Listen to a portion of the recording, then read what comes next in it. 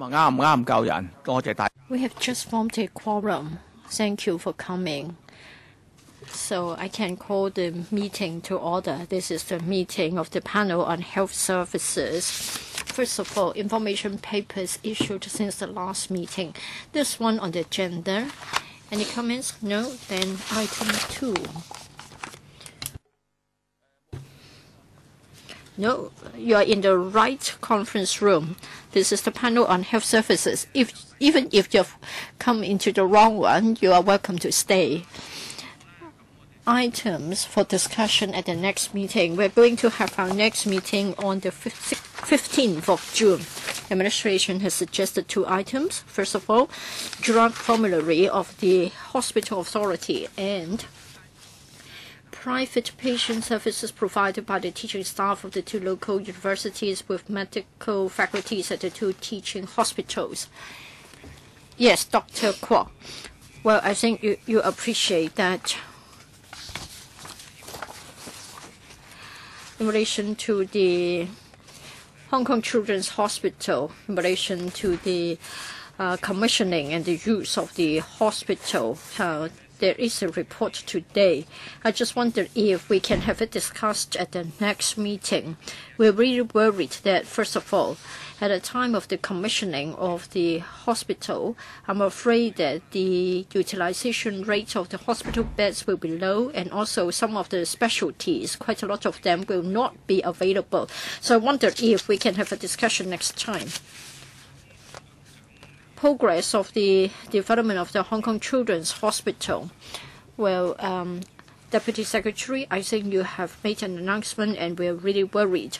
So can we have it discussed as well? I think we can have it as the 3rd item. Members, any comments concerning the agenda for the next meeting? If not, then provisionally, we have got 3 items and we'll take up the matter with the administration. All right, that takes us to the 3rd item on the agenda. Security management in the hospitals of the Hospital Authority. Deputy Secretary, please walk us through the paper briefly. Thank you, Mr. Chairman. Well, basically, this paper is about the security management in the hospitals of the Hospital Authority. Public hospitals are the places where patients have access to hospital services, so it is open. Therefore, when we draw up the security management, on the one hand, we have to safeguard patients' security. On the other hand, we won't jeopardize the efficient delivery of clinical services or undue obstacles to the patient's right to access healthcare services. I'll look at a number of points: governance and organizational structure, security services and management, as well as the other main points. First of all, we have got a 2-tier governance structure. At the cluster frontline, the cluster general managers are responsible for maintaining the day-to-day general security management. And then, at the corporate level, the Committee on Hospital Security is responsible for reviewing policies. And every year, a report on hospital security management is made to the Supporting Services Development Committee under the HA Board. For security facilities, for the hardware with the CCTV system, access control system, and car park access system, and also the panic alarm and intruder alarm system. In addition, the hospital authority mandates that at all times staff are required to wear staff ID card, where we have the staff photograph, name, rank, and department indicated on the card. And during their duty hours at the hospitals, staff are required to wear proper uniform. And to ensure the safekeeping of uniforms, the uniform storerooms are locked while unattended. For security services and management, we have drawn up the specific guidelines and procedures, and we have also got staff education awareness campaigns. Risk management has been carried out so as to find about the risk factors for major events. And then for the mechanism to deal with incidents, the hospital authority has strived to ensure the quality of security management in hospitals. There remains the possibility of the occurrence of occasional individual security incidents. The HA has set up the advanced incident reporting system for the reporting of hospital incidents. When a security incident occurs, the hospital concerned will conduct an analysis and propose recommendations and improvements. If necessary, the police will be invited to provide professional advice. On this note, I would like to pause here and we welcome questions and comments from members. I'll try my best to answer the questions. Thank you, Professor Chen. For the time being, 3 members would like to ask questions. Dr. K.K. Kwok, 5 minutes each. I think we all I believe everybody knows what happened. There was a bogus doctor at the United Christian Hospital. He went there for half a month before he was discovered. It's outrageous and incredible. And he went there for more than once. He went there many times. So as it shows, the security there is through of loopholes. He doesn't need any ID cards. He got a temporary ID card and he went up to the ward. So it isn't just about the usage. I want to know about the specific measures adopted by other hospitals to prevent a recurrence. Professor Chen, you sort of talked about a generic solution. I'm afraid it's not acceptable. Now, it isn't just about doctors, it's also about patients. In April this year, there was a patient who was intellectually impaired. On the 20th of March, he left Port Royal Hospital. He was only found in Shanghai. And then on another occasion, at Taipo Hospital, a mental patient disappeared. This is a very serious problem because for such people who are not able to understand what they're doing, it will involve a lot of risk if we can't find them. And there was this very sad incident involving the late wife of the late Dr. Raymond Huang, the Vice Chancellor of the Hong Kong U. So what has been done to protect the patients? Now, for the 2 incidents I referred to, despite the family members' complaints, nothing was done. Mr. Chairman, as I have said, for the security measures adopted by the HA, I think at the corporate level, policies have been drawn up, and within the clusters, there's also a management mechanism. As to the case referred to by Dr. Kwok, there is the one at usage. Understand that there is an investigation committee overseeing the matter, and immediately some measures have already been adopted. Say, for example, staff members would no longer be issued with temporary ID cards for access, and they have also stepped up the patrolling work of the security guards, like a number of frequencies as well as the scope. And for the security staff members, they have been given a refresher course concerning the guidelines. Well, time is running out. I want to know now, for a staff member, be it a nurse or a doctor, if he hasn't got a document, like a electronically read document, if he hasn't got one, I want to know whether throughout the HA, this staff member would no longer be able to go to any wards. Dr. Chen, all staff members are issued with staff ID cards with electronic data. Now, we mandate that staff members are limited as far as their access is concerned. Of course, there are public places in hospitals for patients' wards and other special rooms. Of course, you need to gain access via the electronic doors. So it's a matter of whether you have the right to access. Without the temporary cards, everybody who needs to gain access would need to make use of one's staff ID card. If he has lost it or misplaced it, then he has to find a security guard to help. And in fact, the ID card can be replaced the following day. So there won't be any exceptional arrangements. There won't be any temporary ID card.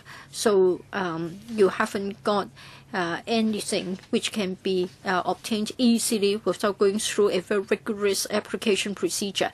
So we need to verify the identity before allowing access. But we have got intern doctors and also student nurses. They need an ID card on the first day of work. That's it. Temporary cards will longer be available. All right. So what about safeguarding the safety and security of the patients? Dr. Kwok, would you like to repeat your question? 2 patients went missing, respectively, at Taibo Hospital and the other hospital. Sorry, speaker is off mic.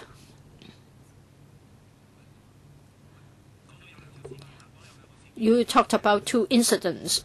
First of all, let me explain. They are isolated incidents. Well, for those who had behavioral problems or those who cannot make up decisions themselves, like children or intellectually impaired patients, we pay special attention to them. Now, within the wards, in fact, there is an electronic lock. It isn't that easy for somebody to go away. But of course, when somebody else comes in or goes out, there is an opportunity for the patient to leave. And then there are also activities being held at public places. Mental patients may also be allowed to go to public areas of the hospital to take part in activities. So, on some occasions, there were mental patients leaving the hospital. They knew that they were leaving the hospital, but of course they were not allowed to do so. If somebody would like to leave the hospital, there are many ways to make the exit. When a patient is found missing, we will report the matter to the police and we will inform the family. Usually they go home. How come that it took such a long time for the patient to be located? We informed the family. Sometimes they don't go home immediately and the family members may not be available immediately. And we reported the matter to the police and the police will help us to locate the patients. Mr. Chen. Clearly, it is a security loophole. It is also incredulous. Lucky that that person didn't go to the operating theater. Otherwise, he might have been involved in a surgery. Now, for the electrical, when we council members do not have our ID card, security guards will ask us many questions and will check whether we have a record that they can verify. Now, for a medical staff member who hasn't got his identity card, will his ID card, Hong Kong ID card, be demanded, or will you check the record in your system? This impersonator doctor, after entering the bedroom, did he approach the patients? Did he give any diagnosis? Can you tell us what happened when the impersonator went into the ward? In general,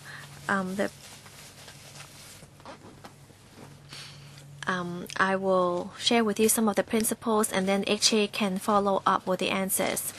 Security measures are very important. The hospital authority has attached huge importance to it. We need to ensure that daily operations run smoothly. There are many acute happenings in the hospital every day, and we don't want to affect clinical emergencies. So this is the principle, and I'll ask the HA representative to follow up. You asked about the temporary identification card. This is not the usual way. We have 42 hospitals and centers, and only 4 of them would issue temporary ID cards, and United Christian Hospital is one of the 4. This is to convenient doctors and nurses and health professionals to get an ID when they have accidentally left it somewhere else, but there are some verification procedures. We don't want to talk about these isolated cases today, but after this incident, we have already stopped all these temporary ID procedures. At the other hospitals, it's very easy, to get a new staff ID card. You can get it within the next day, as long as the staff member approaches the security or the related ward staff, then they would be able to get their new cards issued. So I don't think this incident would occur again. As for patients, I would defer to Dr. Cho to tell us what kind of measures they have implemented to assure that the patient's condition has not been affected. On April 15th, after receiving the report from the security department, we have already reported it to the police, and the impersonator was arrested the next day. We're going to work closely with the police with the investigation, as this case has moved on to judicial proceedings. It is not very convenient for us to disclose further information at this point. The patient's medical record has been seen by the impersonator, but there hasn't been any additional remarks made by the impersonator. We have already done a preliminary assessment on the damage. So you're not sure whether he has been diagnosed, or maybe he has diagnosed the patient, he just hadn't made any remarks on the medical record. Well, we use the medical record every single day to continue our treatment. We have seen that there have been any abnormal changes made to the clipboard of medical information. Mr. Poon, thank you. As colleagues said, this is just like something taken out of a movie to see an impersonator doctor. Well, the good news is that the patient has not been affected in any way.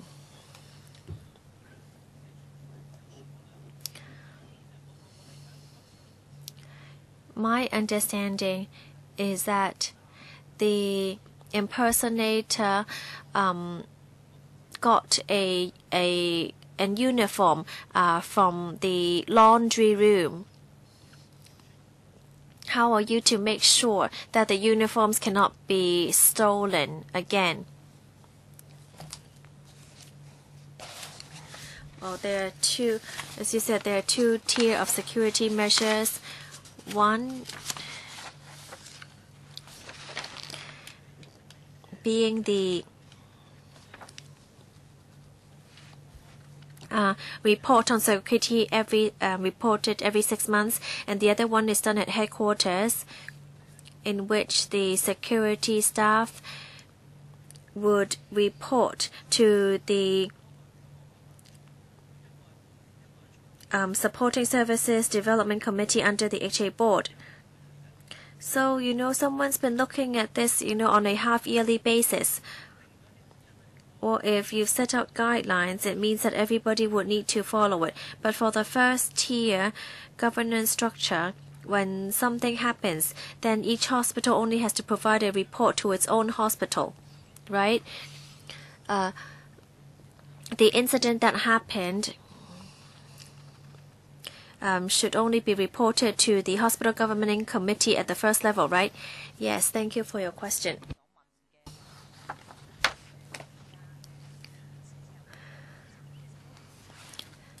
The investigation after the incident is mainly done at this hospital, but we are also going to review the hospital's policies and also the HA policies together. The investigation committee includes staff from the United Christian Hospital and also staff from HA headquarters. You raised an issue on the laundry room right now. I would defer to the HA representative. Thank you. Well, regarding uniforms, whether it is clean or has been used, would be put in a locked area, and that includes laundry room. Well, how did this impersonator get the uniform this time? It is because of the temporary ID. As long as he has a temporary ID, he will be able to have access to the rooms that he usually gets access to. Well, the detailed report will still need to wait for the investigation committee for its report before we can review after seeing the suggested new measures. There is a hospital governing committee responsible for the security incidents of the hospital. And they're also responsible for managing the day-to-day general security management. They would also ensure implementation of all measures. For the second-tier governance structure, it's mainly at the corporate level, overseeing the whole hospital authority. To look at some of the pioneering schemes to see whether they are effective. In case of incidents, there would be an immediate reporting system in which the hospital and the cluster and headquarters would know about it. For serious cases, a special committee would be assigned to look at the case.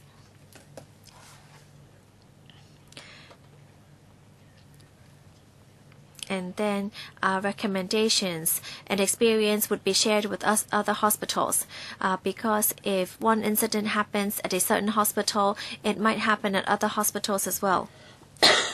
So they will need to see whether any other measures would be needed for the other hospitals. Ms. Mack. Chairman, I'm sure after this incident, the HA will be very concerned with security. This happened in United Christian Hospital. There is a lot of construction and renovation work being done at this hospital. Well, the staff may feel extra burden and stress because a lot of renovation work is being done. And would that have led to inadequate staff? Is it because of the construction that has led to inadequacies in staffing? And I'm sure everyone will be concerned with impersonators in the future. How about the patients? Dr. Chung said you will need an access staff card before you can get the uniform.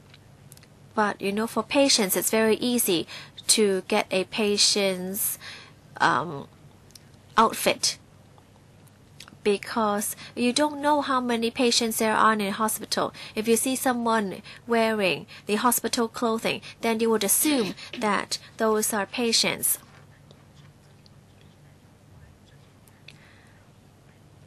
These patients can just walk around, wearing hospital clothing, and that can also be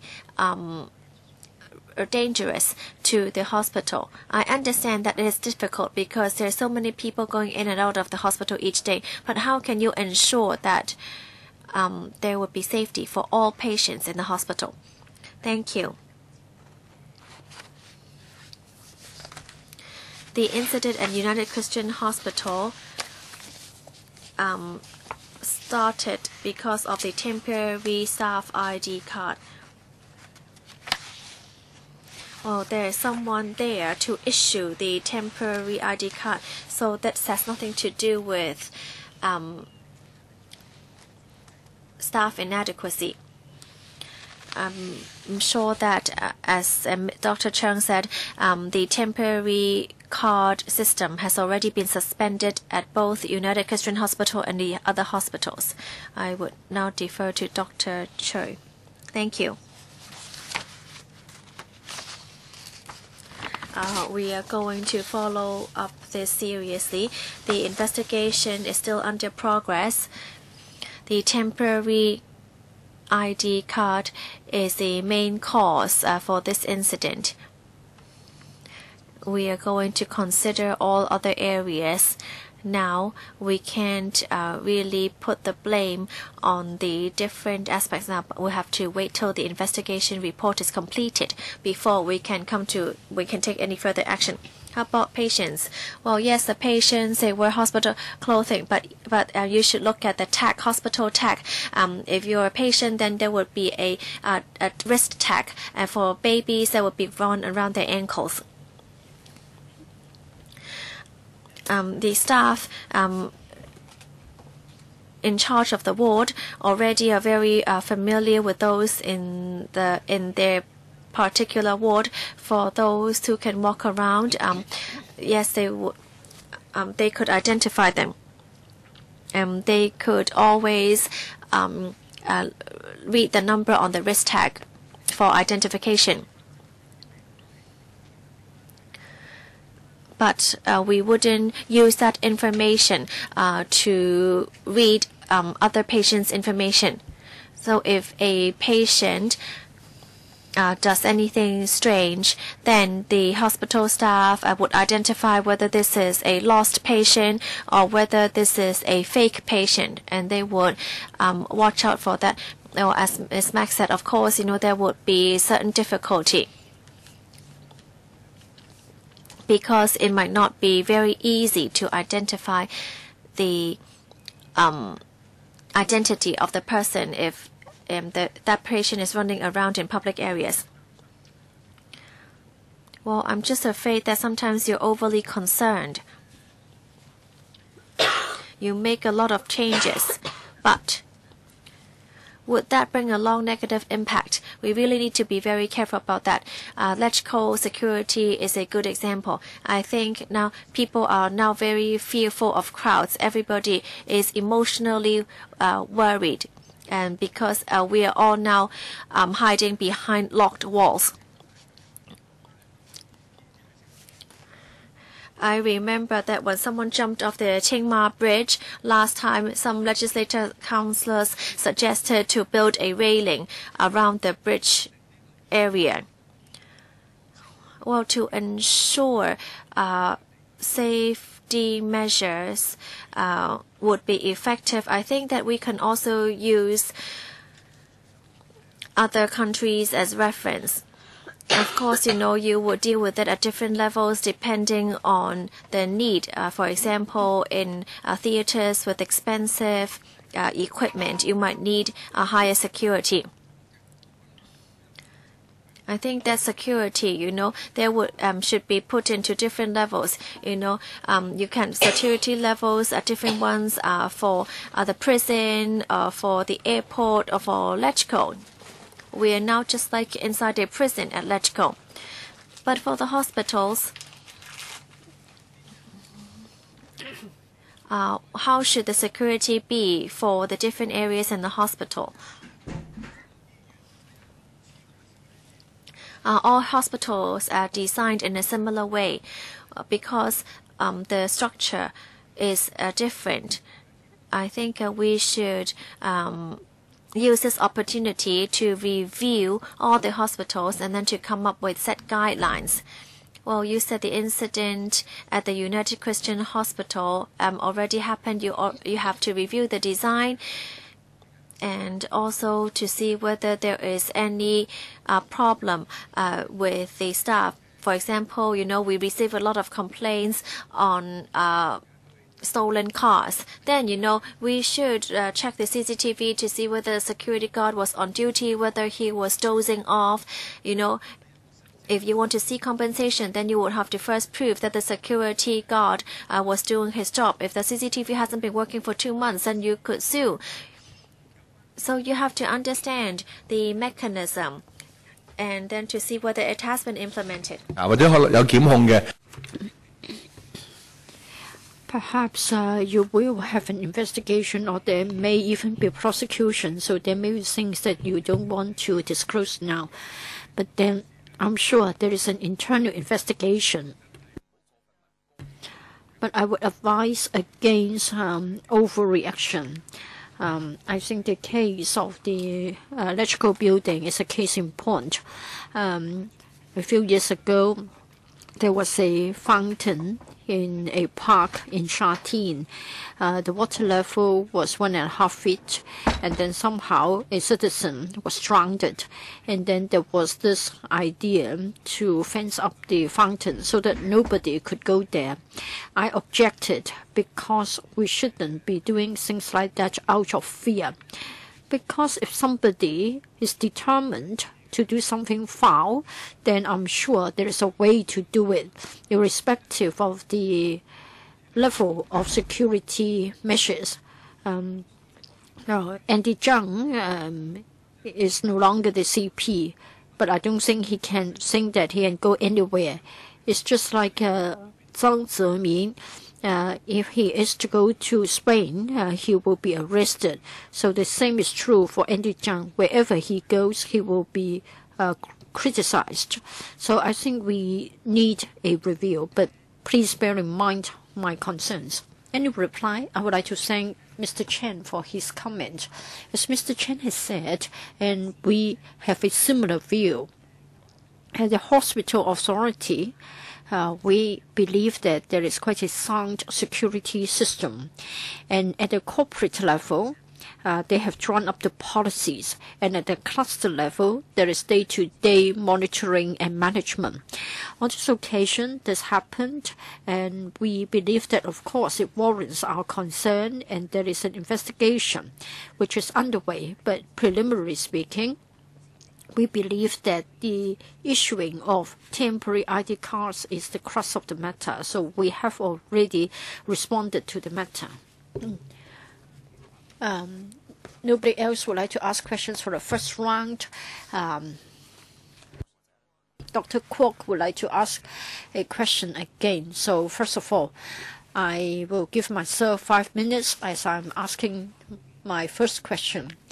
Now, it isn't just about security. According to the Secretary for Food and Health, he said that there will be an overall review as well. Now, your first reaction is to abolish the system of issuing temporary staff ID cards. Now, we may not have time to discuss the finding of your investigation report, but please refer it to us so that we know what has been done by the hospital authority. And then, as Albert Chen has said, we then know about the benchmark that you have adopted. Say, for example, whether you are doing something similar to the overseas practice. I think we want to know and we need to know. Secondly, for frontline officers, I think they have certain views concerning children's ward. In the past, there were children missing from the ward, and then the HA stepped up the measures so as to safeguard the security. But then frontline officers told me that currently the design of the children ward is such that the nurse station is in the center, and nurses may not be able to have a full view of all the beds. And during the visiting hours, others might have gained access, and then they may just cut off the wristband, and then they just carry the child away, and it may not be seen by them. And frontline officers told me that they have had meetings with their management, and they wondered whether during the visiting hours, security guards could be stationed at the entrance of the ward so as to sort of guard against such incidents. But then the idea has been rejected by the management. Now, frontline nurses are saying that if the visiting hours are long, children are carried away, or strangers gain access or come in together with the proper legitimate visitors, they are really worried. Nurses have their own duties. They are not part-time security guards. Now, currently, nurses are already taking care of more patients than the standard required of them. So can you not sort of send such security guards to be on duty at the children's ward so that there will be a deterrent effect, and then the nurses will not be asked to take up this extra responsibility? Thank you, Mr. Chairman.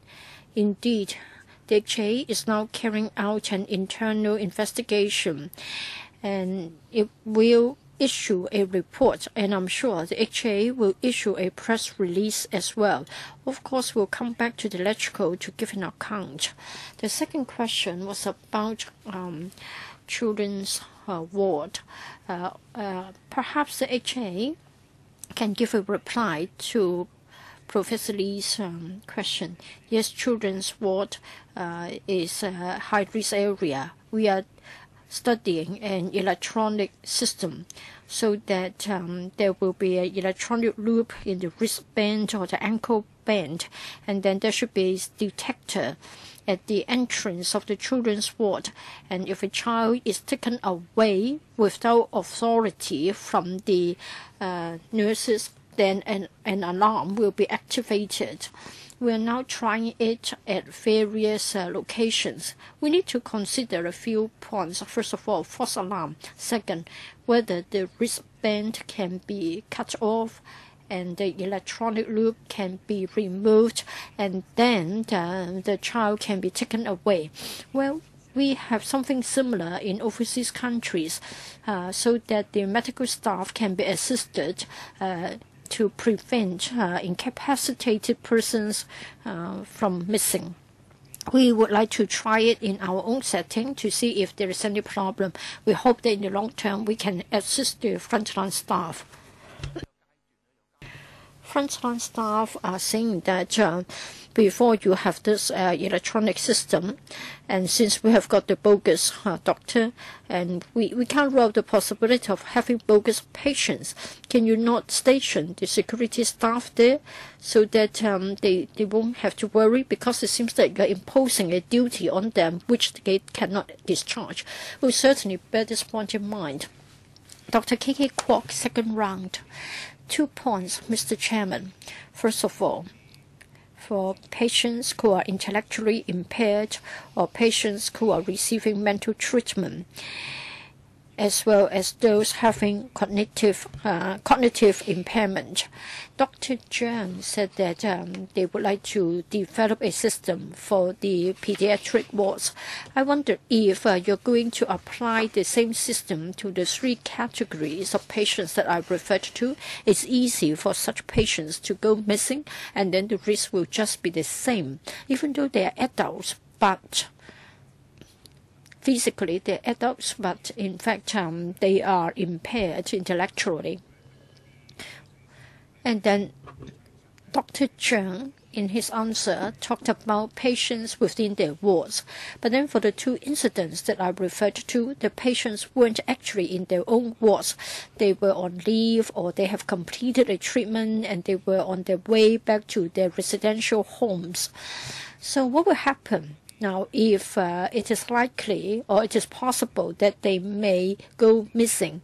Can you not apply something which incorporates GPS so that mentally impaired or cognitive impaired patients can be tracked, especially at the time of handing over from one institution to another? For patients like such a group of patients, when they're finished with treatment at a hospital, do you have anything to safeguard the safe interface and safe handover so as to prevent them from missing? Yes, as I have said, we are now trying different products. the various electronic products. Of course, either they are not sensitive enough or too sensitive, or can they be tampered with so that the alarm can be deactivated.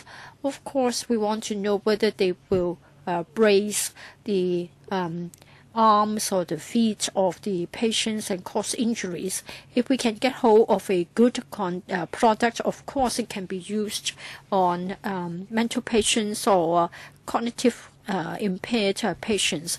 As to the use of GPS, of course we can consider such products, and if there is a privacy implication, we need the agreement of the guardian, say for example. As for the overseas experience, they haven't yet developed a mature system for use. We are still following the developments in such a technology. Now, for mental patients and impaired patients, if they go out on visits, we have to count on the NGO staff members, but then they do it manually, like taking a roll call, watching them, so they sort of use a traditional way to help them. Mr. Chairman, I'm a bit disappointed. First of all, Dr. Zheng's reply seems to imply that we have to wait for high tech. But you don't need high tech. Even your mobile phone has got GPS. So for the cognitive impaired patients or mental patients, I'm not saying that you should change them. I'm just talking about the time when they are handed from hospital to their residential homes or vice versa. There should be a tool, there should be a device that we can easily track them. You must appreciate that the family members will be most anxious if they go missing. And then you said that you don't have problems with manpower. I just wondered if there is a system with an electronic component so as to do the head count, and then there will be an alarm system so that hospital staff and NGO workers have a way to tally the head count, and then there won't be any problem. So please reconsider the suggestion. I don't think there is any privacy implication. We're not talking about the device being on them on a long-term basis. It's just a matter of when they're switching from the hospital to the sheltered workshop and vice versa. It's easy to just get a bracelet, etc., and then you can have GPS installed. Every seafarer have something like that. If in the unfortunate event that he falls overboard, then it will just cost a few $100s, and it's easy to track the person involved. Yes, we will pay attention to the development of such products. We've already discussed this agenda item for a very long time. The HA will follow up with this and on technicalities. If you're interested, I'm sure that members can talk to you later on about it. Let us move on to the next agenda item, extension of operating theatre block of Tuen Mun Hospital. Let us now invite the administration to come in. Undersecretary, can you walk through the paper with us? Thank you. Well, this regards extension of operating theatre block of Tuen Mun Hospital. TMH was completed in 1989. It's the acute regional hospital of the New Territories West Cluster of the HA. It provides 24-hour accident emergency department, provides a full range of acute ambulatory extended care and community medical services, also serves as a tertiary referral center for trauma and neurosurgery. With the population increasing, service demand has also been on the rise. And the waiting time is amongst the longest in Hong Kong. Over 50% of the operations performed in TMH are emergency surgery, and so there is huge service demand in Tuen Mun Hospital. We suggest to expand the hospital's A&E block to cater for the large number of patients, and also to improve the provision of surgical facilities of Tuen Mun Hospital. It would be divided into 2 stages. We propose that the first part of the project will be to divert the existing underground utilities located at the open car parking area, and then to construct of an extension over the open car park area to accommodate the new units. We're also going to construct link bridges to connect the extension block with the existing building and refurbish and expand the existing A&E department.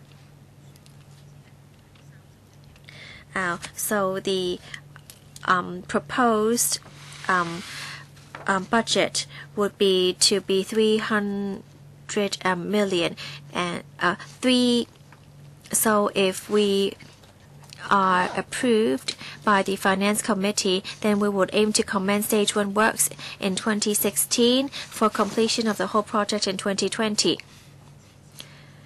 Of course, we hope that you would support our project so that we'll be able to begin our work as soon as possible. So we're willing to answer your questions. Mr. Chang Han-pin, and there we saw and a few other members, 3 minutes each, please. Thank you. I don't think the government is very fair to the New Territories West cluster.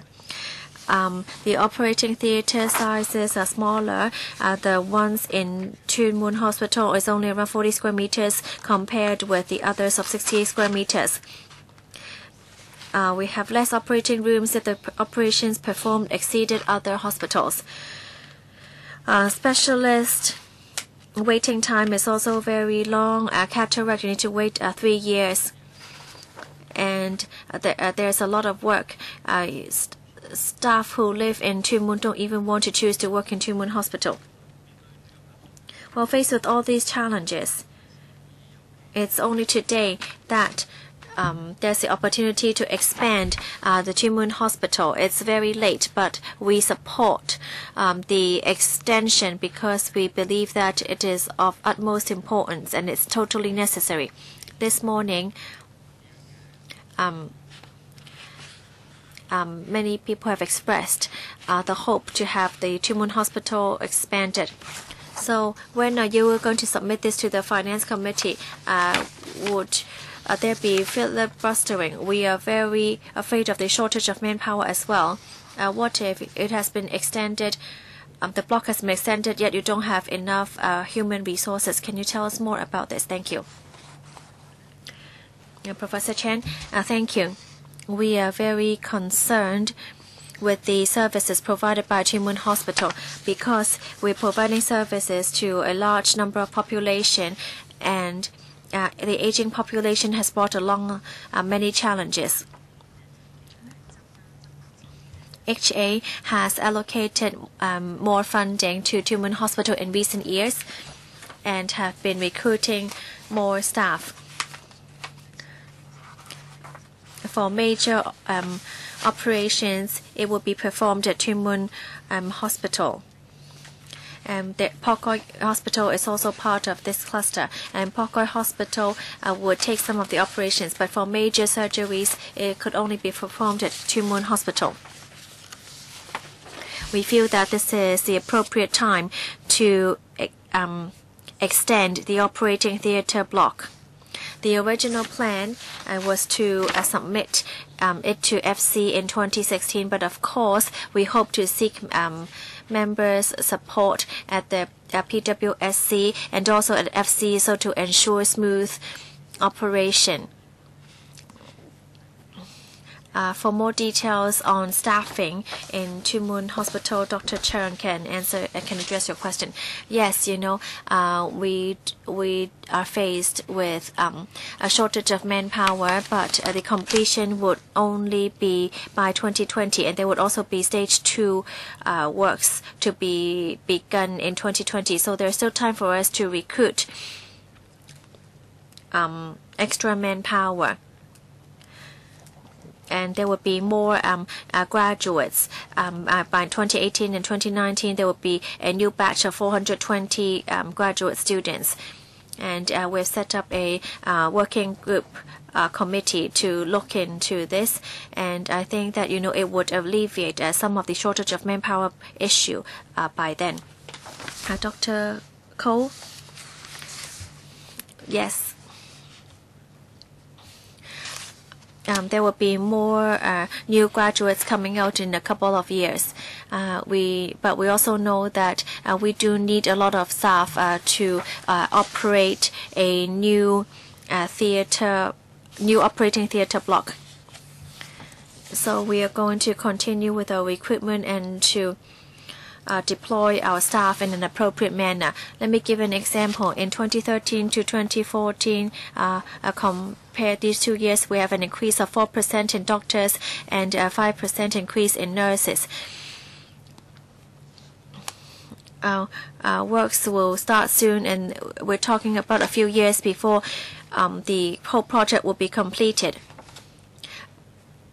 We are going to strengthen our team so that by the time the project is completed, we'll be able to use the theater block as soon as possible.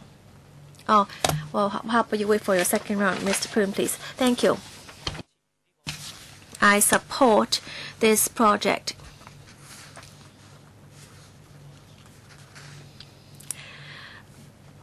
Tuen Mun Hospital provides a service to a large number of population. I think there is already a demand for non-surgical procedures by there's a usage of 120% for elective surgeries. So yes, I'm also concerned with staffing matters, and Mr. Chang Han-bin has already asked the same question.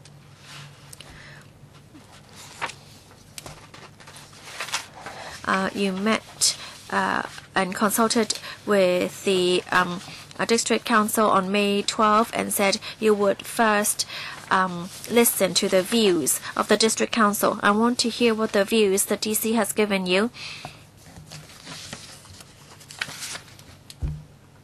And how much weight would you put on their views?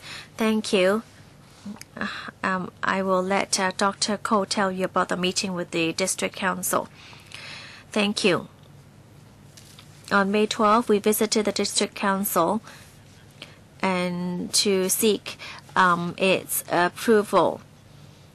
Members are very supportive because they understand the increasing demand. They're also concerned with staffing issues, and they also want us to ensure that there would not be a high turnover. They asked whether there would be any extensions other than the current operating theater block. We have collected their views for our further discussion.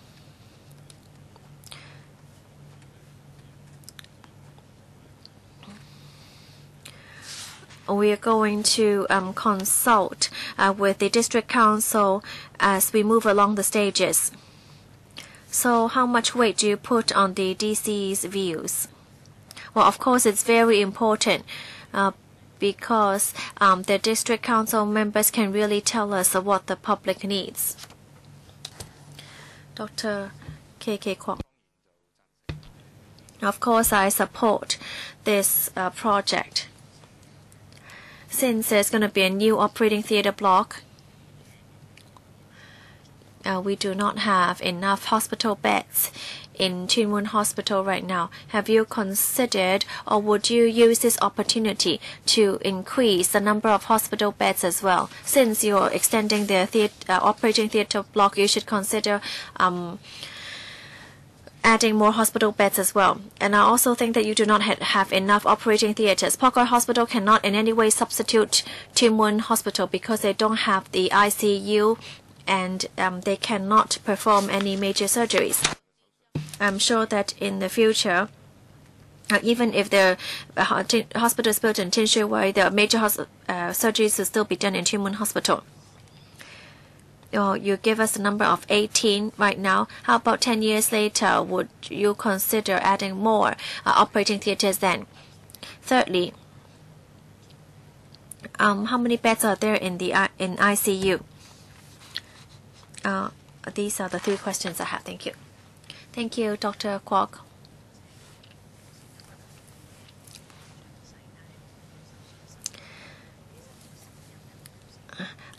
Increasing from 11 to 18 is not only an increase in number. The size of the current OT and the facilities are not. Well, yes, I agree. I only have 3 minutes. Yes, I would ask our HA colleague to follow up. Well, in the cluster, major surgeries and ultra major surgeries are all performed in Tuen Mun Hospital.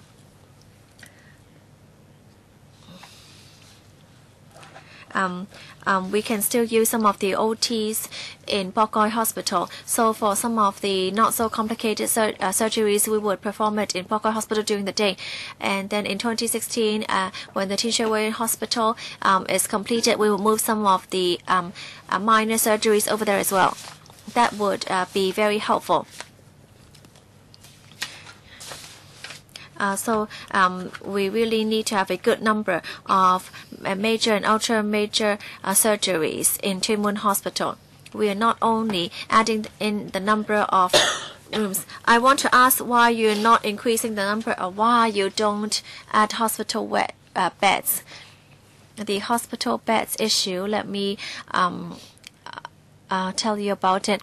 In Tuen Mun and Pok Koi, we have been opening up new hospital beds all along.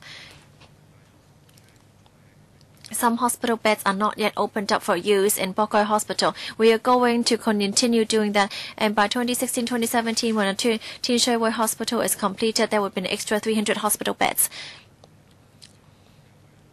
The bottleneck right now is still at the operating theatre. There is a rehabilitation block where we could add more beds in at Tuen Mun Hospital. So we believe that the number of operating theatres will be enough to handle the major and ultra major surgeries. About ICU beds, I don't have an exact number, but I think we have over 20 ICU hospital beds. So why don't you increase the number of ICU beds? We've wanted to add more ICU beds, and we've included this in our extension, and so we will also be able to and provide better service after the extension. Yeah. Hey. Mr. Chan, thank you, Mr. Chairman. First of all, I welcome this paper. But then I think Tuen Mun Hospital is quite similar to Tuen Mun Highway or Tuen Mun Road. There are inherent problems as a result of lack of resources. The design was poorer than other public hospitals and the standards were lower. So the quality was poor and then the equipments were poor. So during the early days of Tuen Mun Hospital, better doctors refrained from going there. They were reluctant to go there. That's particularly the case in the 1990s. So as to the subvention given to Tuen Mun Hospital, I think it is receiving much less than other hospitals in Hong Kong. we have been fighting for a fair allocation of resources since 1990s. I think we've seen some improvements, and ever since Dr. Koh became the SFH, I think he has been more positive in his attitude than his predecessor, Dr. Yok Chow. I hope that there will be a paper in future to tell us about the per capita subvention. And I also want to know about the number of hospital beds available. I think NT West must have the longest waiting time for specialty clinics. I think all in all, it is worse than other clusters. Now, for the expansion of the OT block,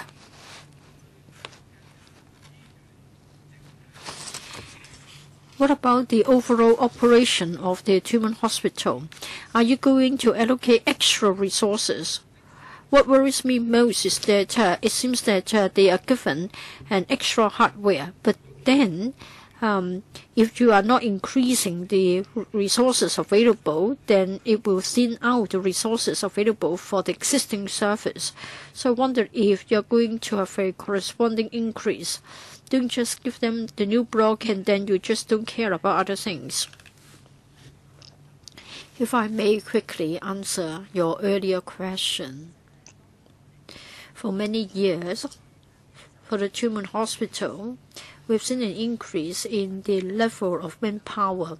Now, Tuen Mun Hospital has become more accessible, so it is not that unattractive to our staff. What about additional subvention? Indeed, for the OT block expansion, it is going to be covered by extra subvention, so it won't be affecting the existing subvention. What about enhancement? Please give a simple yes or no. Well, yes, indeed, there will be enhancement, because with the A&E department, ICU, as well as the Department of Radiology, all the three of them will also be expanded. Two other members would like to ask questions for the first time, but then they are not in the conference room. Sorry, Dr. Helena Wong, you're here. I thought I have become invisible, Mr. Chairman. I support the expansion of the Tuen Mun Hospital, and I think that $13 billion have been set aside to the hospital authority for the hospital authority to carry out minor works projects. So you don't need to come back to the FC. This is extra. This is extra. Well, for the construction project, it is said that there will be more delivery rooms. How many more, please? Maybe the hospital authority colleague can give an answer. Mr. Dr. Koh, delivery suites. I don't have the actual figure, but then the original ones, together with the OTs, will be sort of integrated so that there will be a smoother flow of procedures. We do not yet know how many suites will be available for pregnant ladies. Do you have a projection as to the demand for obstetrics services in Tuen Mun? Well, when we look at the projection, it depends on the existing level of service, and then we will project the figure. As Dr. Koh has said, for the time being, it will be difficult for us to have a long-term projection given the demographic changes. For Tuen Mun, they have got new families as well as the aging of the population. So for the Tuen Mun Hospital, as far as the allocation of resources are concerned, we need to take that into account as well. You can't have long-term projection, but then this will be completed in 2020. What about a few years after 2020? How many more delivery suites will be needed? And are you going to step up the manpower for ONG? I've been told that for Northwest NT, we have only got a small number of doctors overseeing the ONG. So how many of them? How small is the number? Just a couple of them? Can they cope with the workload? Are you going to increase the manpower? You are increasing the number of delivery suites, but then if you don't have more doctors, then, well, they are simply saying that there will be delivery suites there, but they're not saying that there will be more. Every year we'll take a look of it, and they will look at the demographic profile as well as the age bands to have a projection. But I haven't got the figures with me. Mr. Chairman, are your interpretation right? There is no extra suites. As to whether the delivery suites and the OTs can be integrated so as to be used for both purposes, well, that can be looked at further later on. But for a current plan, we don't have any plan to increase the number of delivery suites. But for the demographic projection figures, I can supply them later on. Ms. Alice Mack, for the FTU, we always support the enhancement of A&E services and also the increase of the number of OTs. Therefore, we support and we welcome this proposal. We are grateful to the HA for agreeing to our proposal. But then it has taken a long time, and it will take a long time for this to be completed, even if everything is smooth. I just wondered if you can quicken it, as we know that for us to embark on such projects, for the existing OTs and the A&E department, they won't suspend their service. So what about the interface problems? Will that be taken care of properly so that patients and frontline officers won't be affected? Now, when there is a major works project going on, I'm afraid they will be affected. Increasing the number of hospital beds. Of course, colleagues have talked about the manpower. You have told us how to resolve the problem. There's also one other worry. Now, we don't just talk about healthcare staff members. We've also got other healthcare assistants. For the manpower level, we have been told that in Northwest NT, they are faced with the problem of different pay for the same work, and they suffer from long working hours. Maybe you won't agree with me, but if you know how the meal breaks are taken into account and how they have their leave arrangements, then you would understand. Now, with more OTs, with an enhancement in the A&E department, it's good for you to be able to take care of more patients. But do you have sufficient frontline officers to take care of the additional patients? Professor Chen, as to whether this can be expedited and whether they will be affected, will certainly minimize the impact. Perhaps Mr. Lee can talk more about the works project. Mr. Lee. Mr. Lee? We think that it will take 5 years. It is complex because we have to divert the existing underground utilities, and then the existing OT block should be maintained as far as the service is concerned. So I don't think there's much room to expedite the project. But then when it comes to the detailed design, we'll try to see if we can compress the 5-year timetable. And if all along we have this objective in mind. What about support staff? Will there be adequate support staff? Dr. Koh, when we have an additional OT, of course, other than doctors and nurses, we need support staff. Within our cluster, we resort to different ways to retain existing staff so that we don't lose them, and they will recruit new staff. And as far as support staff is concerned, for a cluster, in fact, we have been providing overtime allowance. We are asking retirees to come back to help. But of course, we know that we want to have a stable team, and we'll try our best to retain our staff. We want to generate a stronger sense of belongingness. Now, for this project, we believe that it will take 5 years' time to complete, so we'll be working harder on those fronts so that when we do have the OT block commissioned, there will be sufficient staff to run the service. Second round, Dr. Kwok. Mr. Chairman.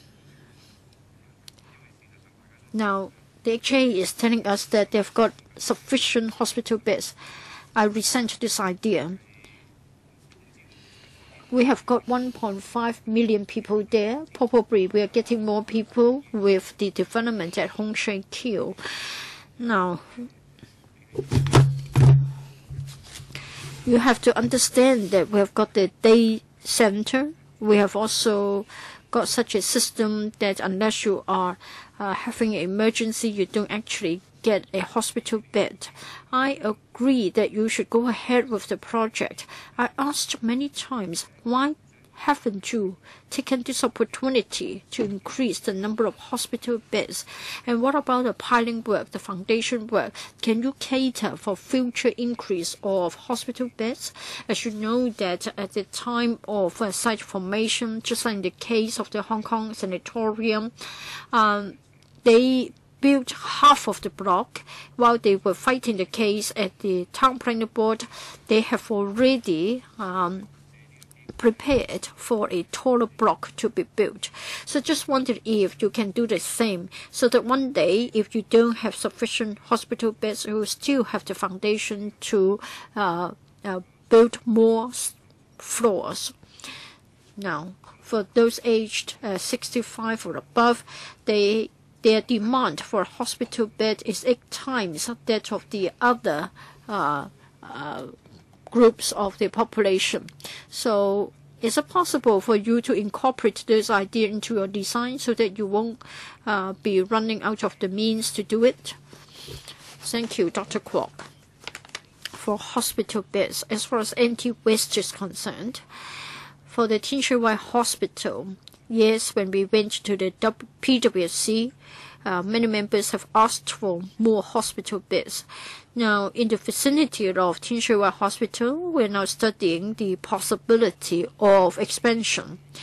Of course, it will take time because it's a matter of public works, and then there are certain things that we need to do in the first place. But we are regularly reviewing the need for hospital beds in anti-waste. But then what about site formation and the piling work? Can you make preparation so as to allow for expansion in the future? Now for the works site, as you can see from the annex to the paper, it is a very small one. We are maximizing the site in providing the OTs. We are saying that no less than 18 OTs. We want to have more than 18 OTs. How many? Now we've already maximized the site area available to build the OT block. And perhaps we can try to see what else can be done. Sorry, I don't think he can answer your question. He's simply saying that he won't increase the number of hospital beds. It's pointless for you to pursue the matter. Now, if you want a taller block, I think it's a technical question as to whether we need to drive a deeper pile. Now, perhaps you can follow this up on another occasion. 2 other members would like to ask questions. Mr. Chin, I'd like to ask about the teaching hospital concept. Right now there are 2. One is at Queen Mary Hospital, the other at Queen Elizabeth Hospital. Queen Elizabeth Hospital, and many doctors are trained from there. Prince of Wales Hospital, and many of them are trained for them. Well, you have... It's very convenient and helpful for the students to think of what they want to do for the future. I don't think many would choose or opt to go to new territories for their training because they are not sure about the market or what kind of training they will want to get over there. Prince, I see they are like if you look at the you have Tuen Mun, Pok Koi, and Tin Shui Wai in new territories. West, some Well, there are many that you can really service, but I haven't really heard whether they're using this concept. Thank you, Mr. Teen. Queen Mary and Prince of Wales hospitals are the main teaching hospitals in Hong Kong. They're attached to the universities. But for the other hospitals, the medical students also go over there for their internship. The student graduates, after graduation, can go through the central recruitment exercise by the HA. And so there wouldn't be the issue of no one working at Tuen Mun Hospital. Well, for teaching hospitals, then we would arrange for training and also for internship. But right now, the internship is scattered all around in the other hospitals, in the A&E departments of all hospitals for training.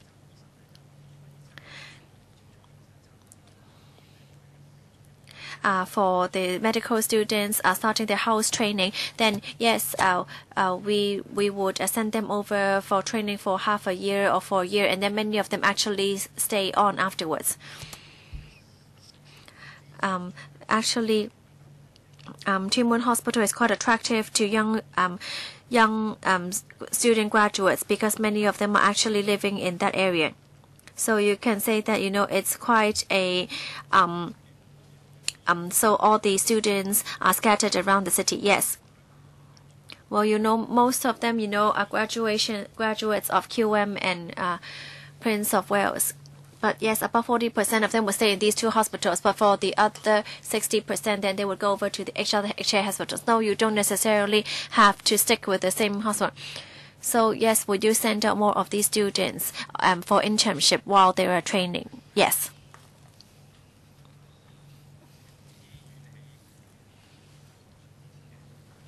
Well, yes, I support.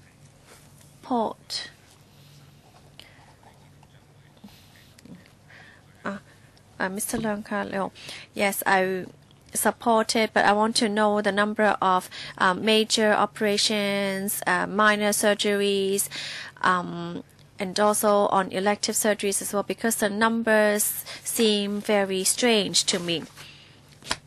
It's not the calculation method that I've seen in public hospitals before. You said that about over half, 50% of them are major surgeries. And so there's a long waiting time for non-emergency surgeries. My understanding is that for emergency surgeries, there are only 2 operating theaters fixed for those operations. For non-emergency ones, there are also 2 other that are already fixed. So these 2 shouldn't play any part in this explanation. And then you said that 120% for elective surgery. So how did we come up with this figure? Please give us your figures in a clear manner.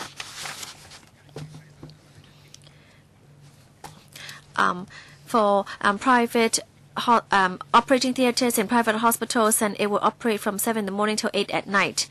There would be no extra charges during that time.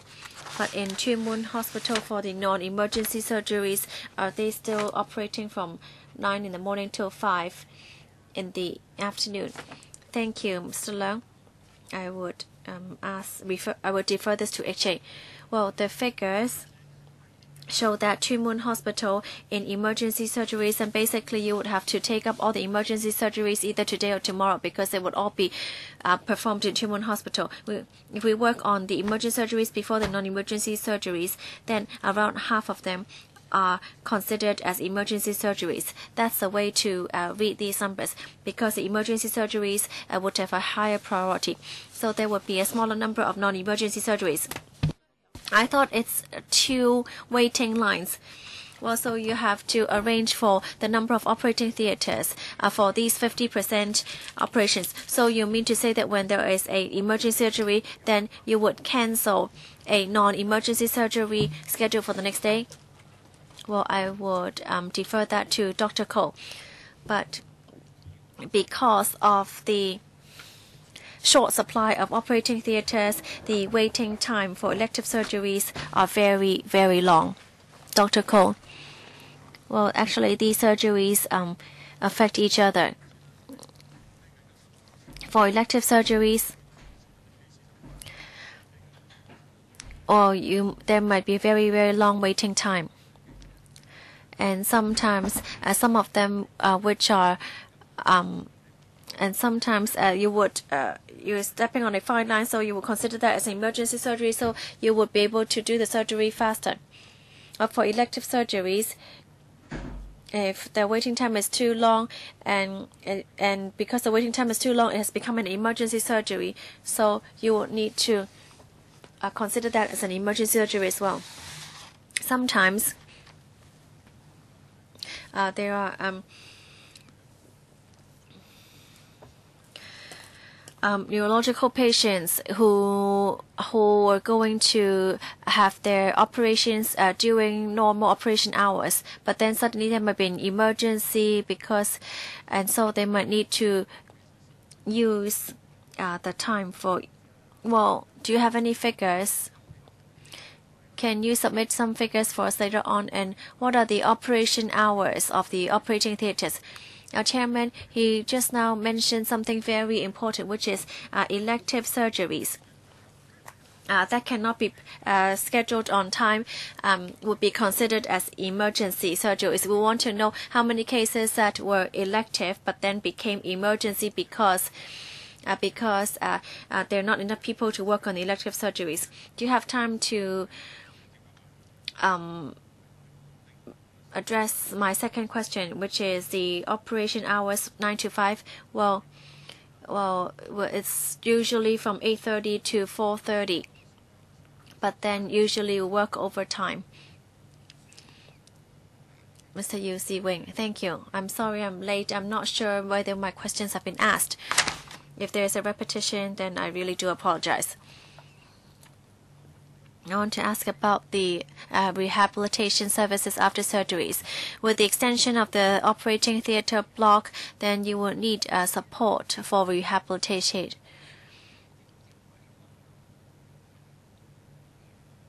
Have you discussed with the hospital how to deal with this? Do you have a timetable to be able to provide a comprehensive set of services after completion of the new block? Well, yes, with increasing service, then we would recruit more people to provide support. Dr. Cole? Yes. We want to deal with the bottleneck of the inadequate number of operating theaters. Of course, recovery and rehabilitation are both very important. The rehabilitation block in Tuen Mun Hospital is still not yet fully put to use. We can also put them in use to cater to their need at a later stage. I know there are some volunteer groups to help the vulnerable groups. So would there also be support for them when they leave the hospital? We have a volunteer team at Tuen Mun Hospital for different patients. We would of course look into that. So have you talked to the related departments about manpower deployment? Well, yes, we would monitor the need because, we keep in close contact with patient groups and with our volunteer groups. And if there is a need, then we would discuss with them further. Well, I think we've completed the first round. Second round, Ms. Mack. Chairman, the frontline staff are the ones who see the patients most aside from doctors and nurses. Well, of course, you want a reliable and stable team to provide services. But we've talked to your human resources department. It seems that, the situation is still quite dissatisfied because it seems that the frontline staff are so busy that they do not they cannot even take days off. And Dr. Ko also talked about the turnover. I'm sure that there is a very high turnover at Tuen Mun Hospital. I hope that during this time, you would liaise more with your colleagues and try to recruit enough manpower for your new extension. Well, doctors, nurses may not find it troublesome, but for the frontline staff, they would have to be in and out of the wards. I hope that you will be able to recruit more people so that there wouldn't be such a huge burden on the existing frontline staff. Yes, we're going to review that. Thank you. All right, so we have discussed this in detail, and this will be submitted to PWSC and FC at a later stage. If you do not have any conflict of interest, is there anyone who is in objection of submitting this to PWSC and FC? No? All right, thank you.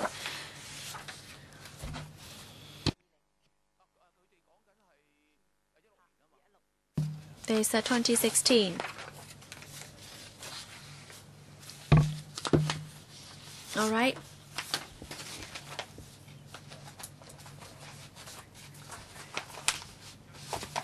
Well, you can discuss later on with the Undersecretary. Next agenda item, progress of tobacco control measures. Let us invite the administration in.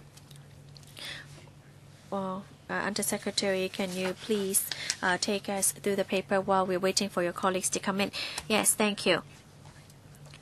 The government has been trying to promote different strategies to control tobacco, and for many years we have been trying to propose different measures to protect public health and to ensure that the second-hand smoke will not affect our public. We believe that this is a very important health issue. Today I'm going to tell you about 3 new measures. First is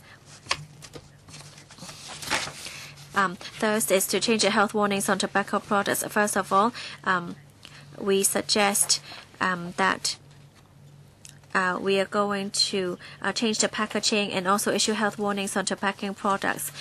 We would also put the prescribed forms and pictures, and the size of the health warnings and messages should cover more than about 85%. We also suggest to increase the health warning pictures used from 6 to 8, and these are all in accordance with the WHO guidelines. And we've already put the suggested packaging under Annex A. And second measure that we are going to put in is a smoking ban at bus interchange at tunnels, portal areas. In recent years, the TCO has received complaints and suggestions for imposing smoking bans at the bus interchanges. These are not currently designated as non-smoking areas, and non-smokers waiting and queuing for change at buses are unable to take any effective measures against second-hand smoking. In order to protect non-smokers from being affected by second-hand smoke, we plan to designate the following 8 BIs located within the tunnel portal areas at NSAs, and we are going to consult the relevant district councils. Third is the regulation of electronic cigarettes. According to the WHO's latest report, there is an indication that the use of e-cigarettes is increasing rapidly, and although there is only a small number of people using e-cigarettes in Hong Kong, overseas figures have shown that there would be a huge increase in numbers, and once this trend begins, it would be very difficult to reverse it. And there's a rumor that that would help smokers quit smoking, and that the effects are minimal. But then these are still unproven health claims. However, there are now already claims that it's not only vapor by e-cigarettes, because it can also it would release ethanol, and this would also and there's also and there would also be other stimulants which can cause asthma, because the vaporization would also release formaldehyde, which is a cancer-causing agent, and this could also give rise to exposure to nicotine in non-smokers. We are worried that children and adolescents who would become addicted to nicotine by trying e-cigarettes. And because the habits of smoking e-cigarettes are similar to real smoking, it would also lead to re-normalization of smoking e-cigarettes. Therefore, after referring to our WHO's report and overseas reports, we are going to prevent the import of e-cigarettes and also to ban e-cigarettes in Hong Kong, so as to ensure that it wouldn't start. The trend wouldn't start in Hong Kong.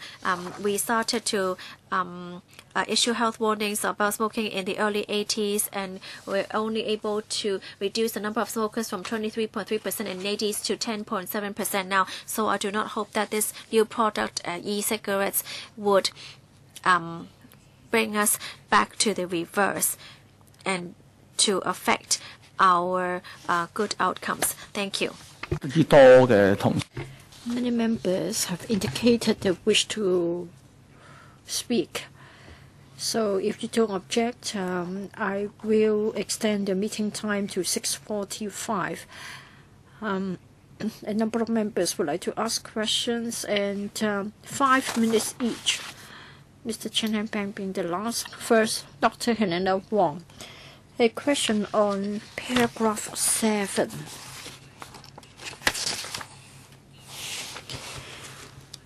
I want to know whether you're still trying to seek public support for establishing a smoke-free Hong Kong.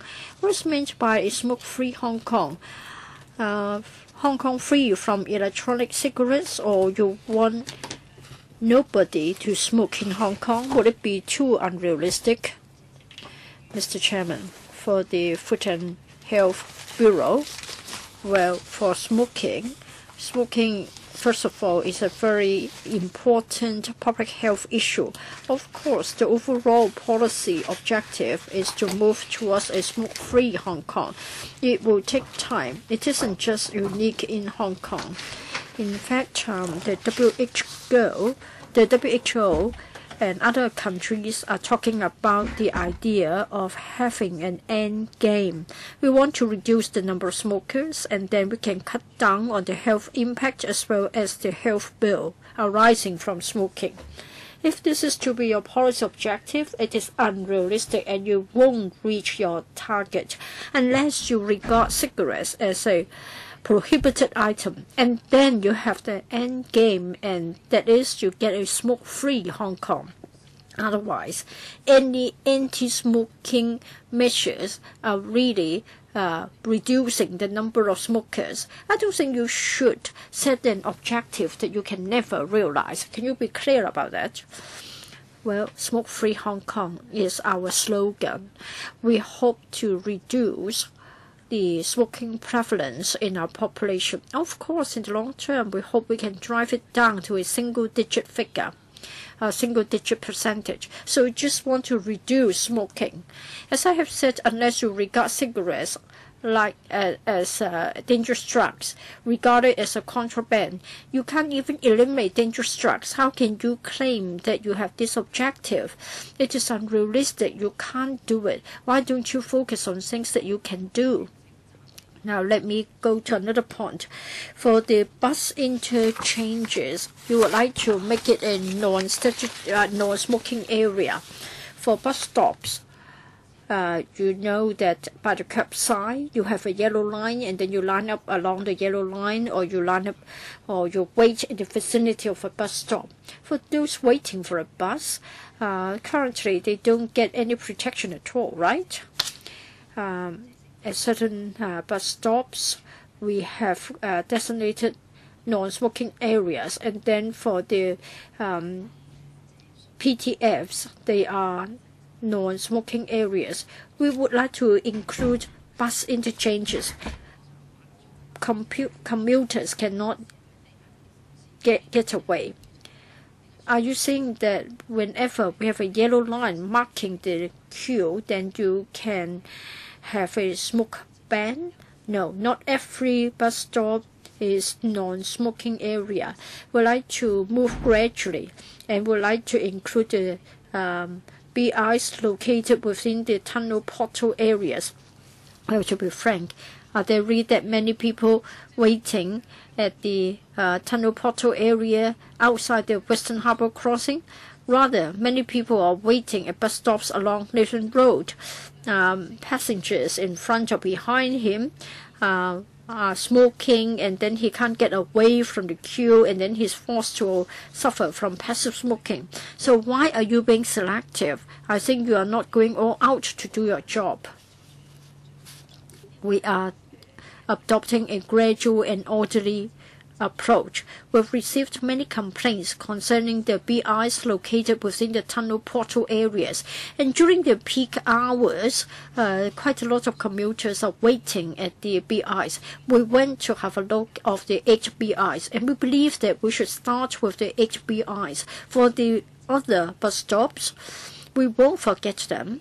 And in fact, throughout Hong Kong, bus stops are located in different areas, depending on the size of the street, and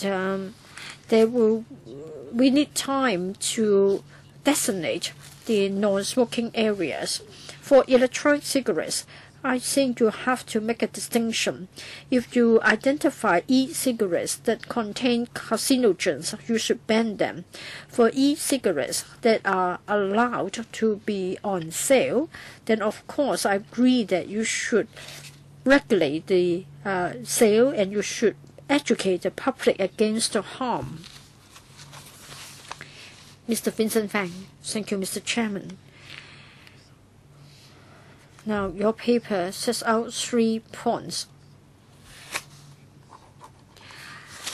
First of all, the area of the graphic health warning, it will go up from 80% to 85%.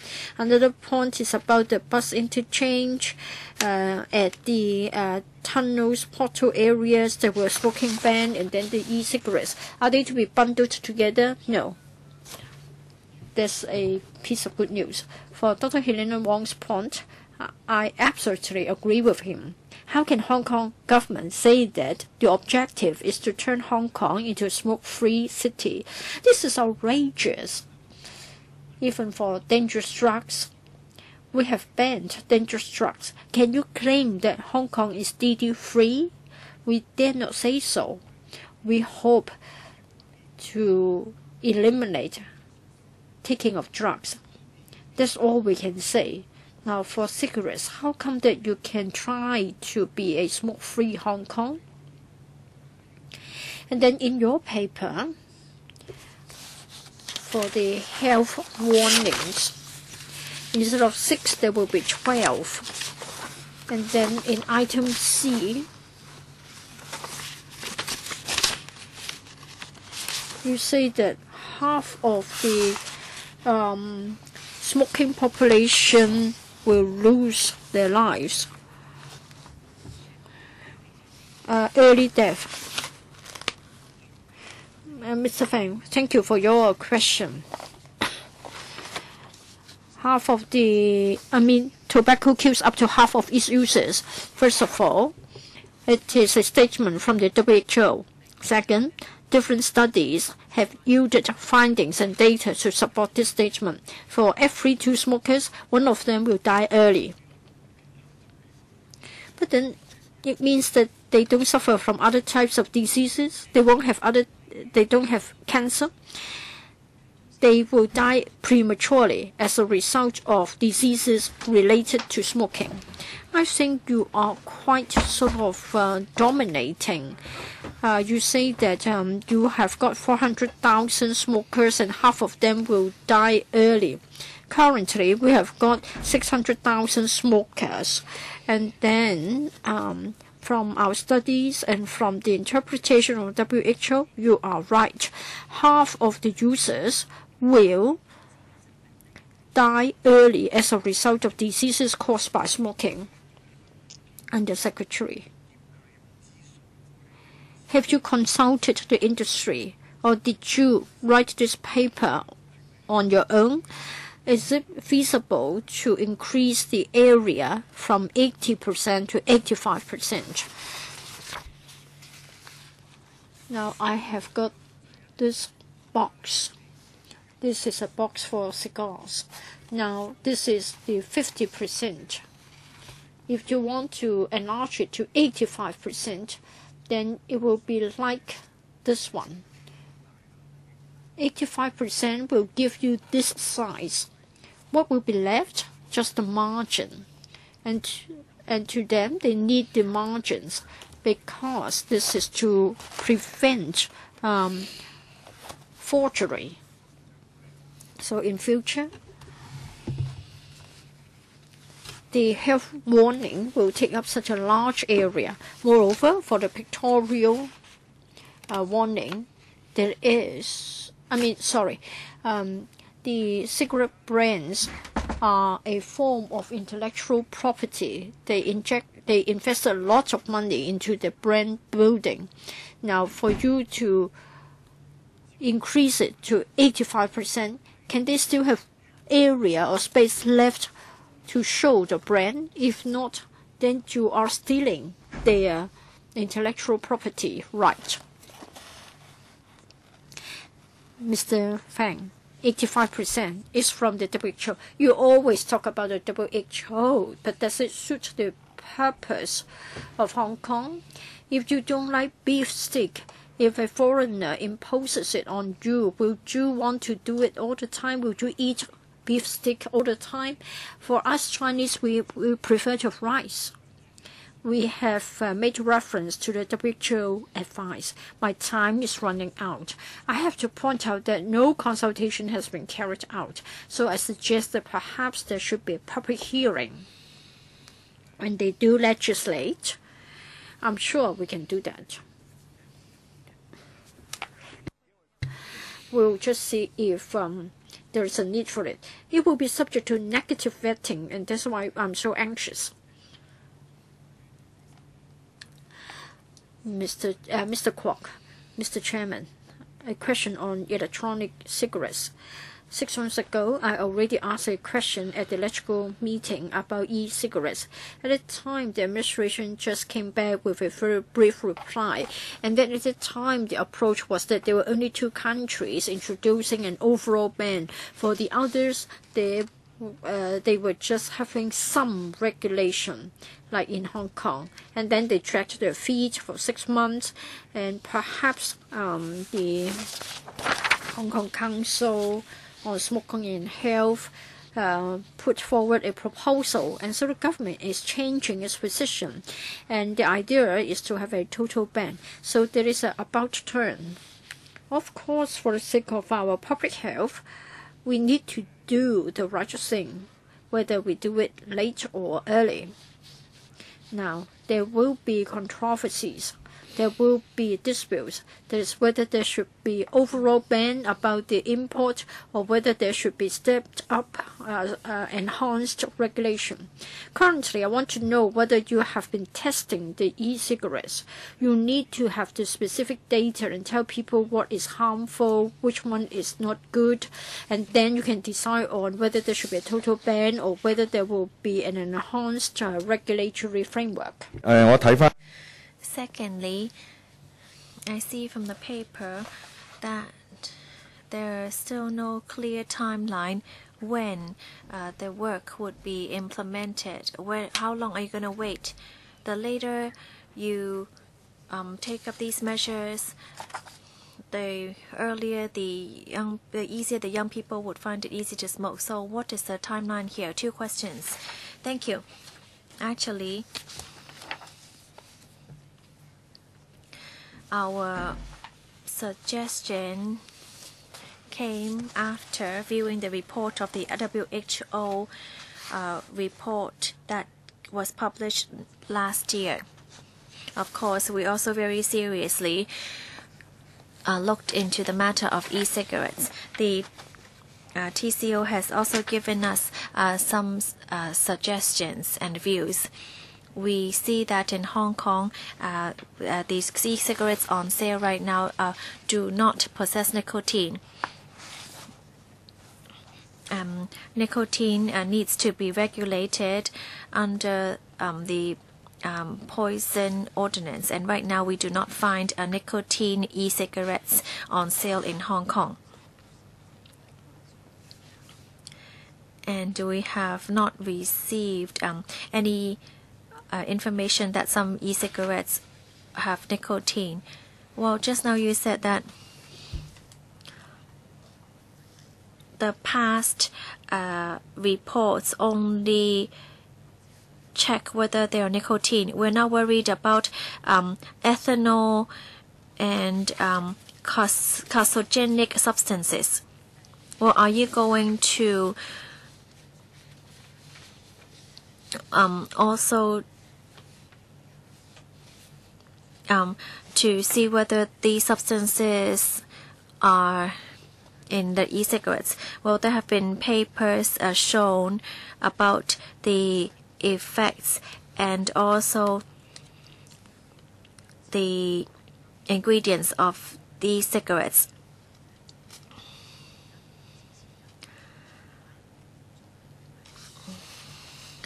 And then the next step would be to start our regulation as soon as possible. Thank you. Well, you said as soon as possible, so that means you don't have a clear timeline yet. E-cigarettes is a kind of, smoking. Well, so there would be a larger possibility of me switching to real cigarettes after smoking e-cigarettes. How come you still cannot tighten up the measures of e-cigarettes? I raised this issue to you last 6 months ago. How come you still haven't done anything 6 months later? When are you really going to start to implement these measures? Mr. Kwok, we are looking at the ordinance right now, and because we need to decide on the implementation and execution of the ordinances. Therefore, we need to work together with the other departments. Here we can commit that once we have cleared up all the issues, then we would move this as soon as possible. Mr. Albert Chan. On regulating cigarettes and tax issues, I've been objecting it for many years. Because I feel that you've dealt with this in an unfair way by treating alcohol and cigarettes in a different manner. It's because the government, most people in the government enjoy wine and alcohol. So, so out of alcohol, smoking, drug, and prostitution, then you only like alcohol. And many of you enjoy drinking red wine. Well, you impose such strict regulations on smoking. However, you are very relaxed on wine drinking and on alcohol.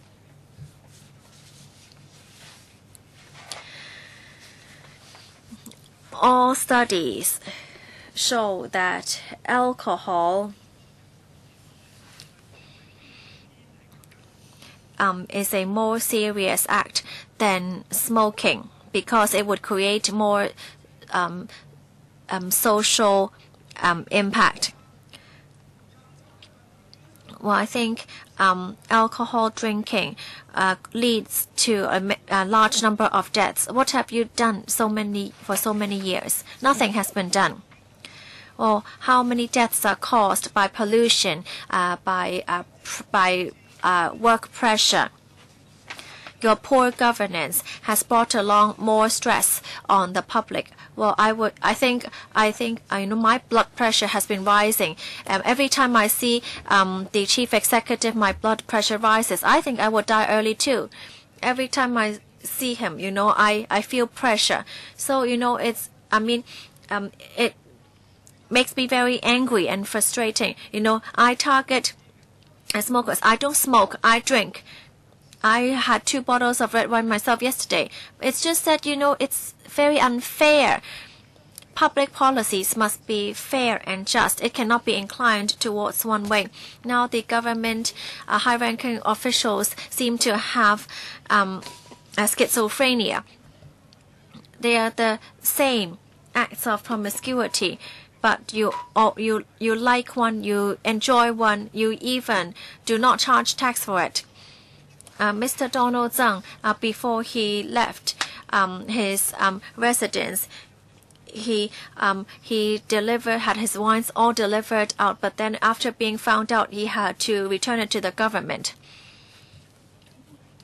So can you be a bit fair? I would like you to provide detailed information on the impact of people on overtime working, because overseas you only work 40 hours per week. So how many deaths do you cause by working overtime, and how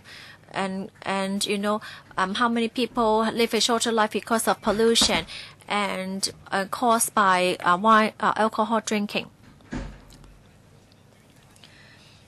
Alcohol drinking causes more deaths than smoking. You say 10% of smokers are smokers in Hong Kong. This is already a very low number compared to other countries. I'm sure there are more than 10% of people drinking. So the overall number brings a lot of pressure. It also leads to early deaths in Hong Kong, and the numbers are much larger than that by being caused by smoking. Why doesn't the government do anything like that? Why does the government encourage people to drink alcohol? Why do you hate or discriminate smokers? Or how about you give us the figures later on?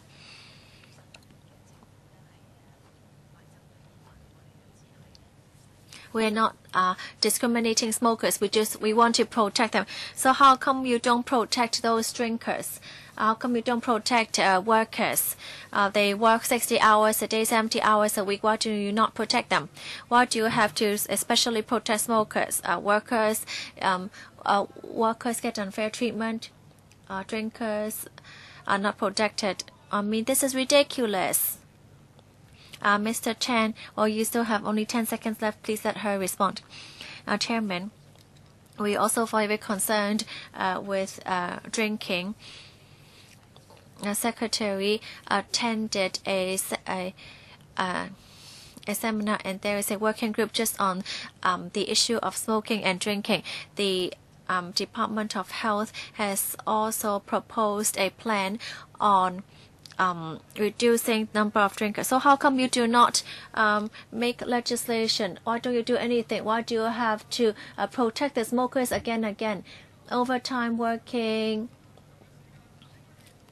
Why don't you do anything about that? Well, you have so many whys. We don't have a lot of time. Okay, let us move on to the next question. Mr. Poon. Thank you. I'm actually quite interested in paragraph 30 of the paper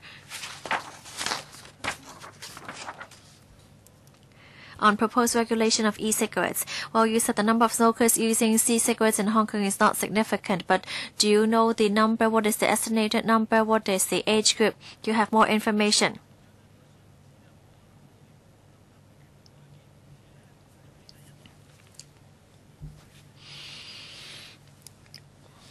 And you said that Over's experience suggests that this may change very quickly, and that once it has taken root, it will be very difficult to reverse the trend. So do you have any estimated numbers of what the number would be once it has taken root? Well, you said you're going to improve the regulatory framework to ban the import of cigarettes.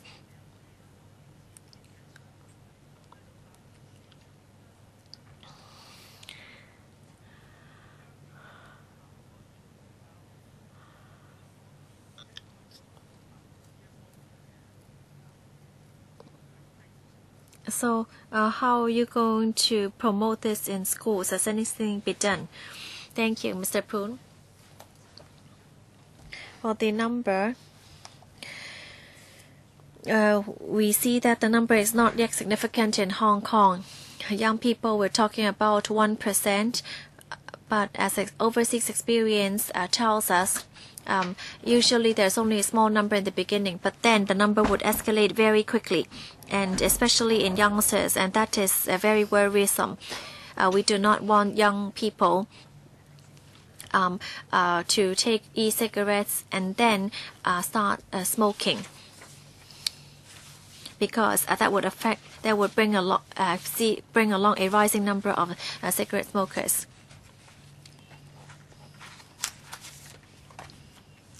Dr. Wong, you just speak into the microphone, please. Thank you for your question. The situation of e-cigarettes, the Department of Health and the government is very concerned with this. We have always been promoting and giving smoke warnings for students in schools.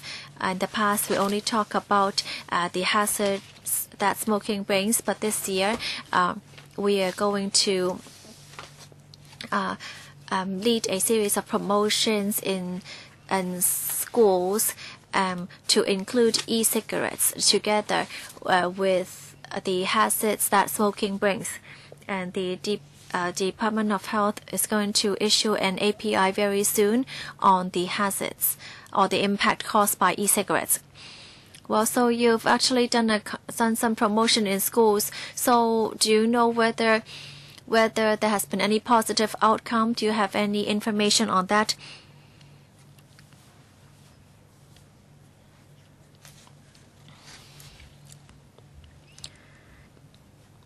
There is a city-wide cigarette use survey which we conduct every 1 or 2 years.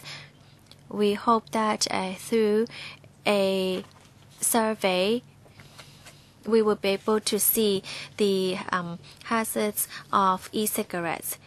We want to know about the trends used by both young people and adults.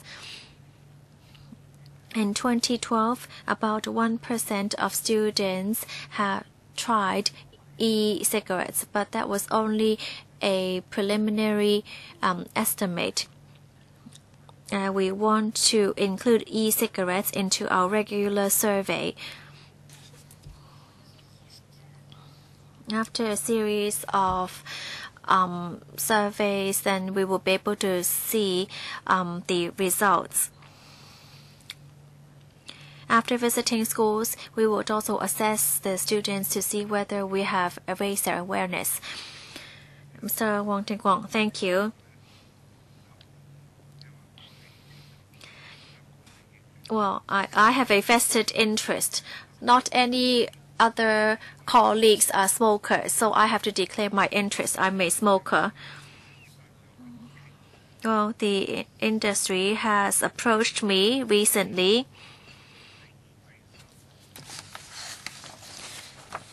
They do not have much views on the second and third measures on banning smoke in the traffic on the bus interchange.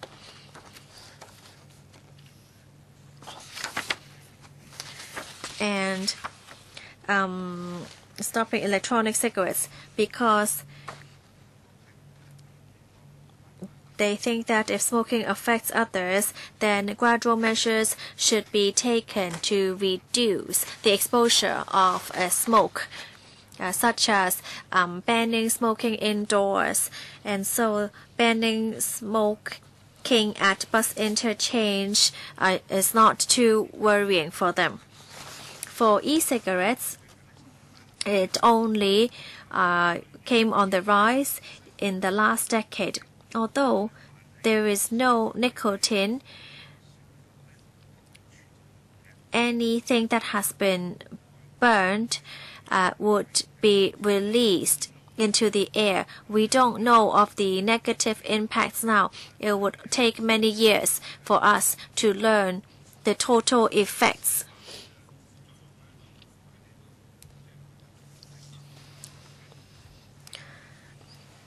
And so the industry believes that preventive measures taken by the government are applaudable.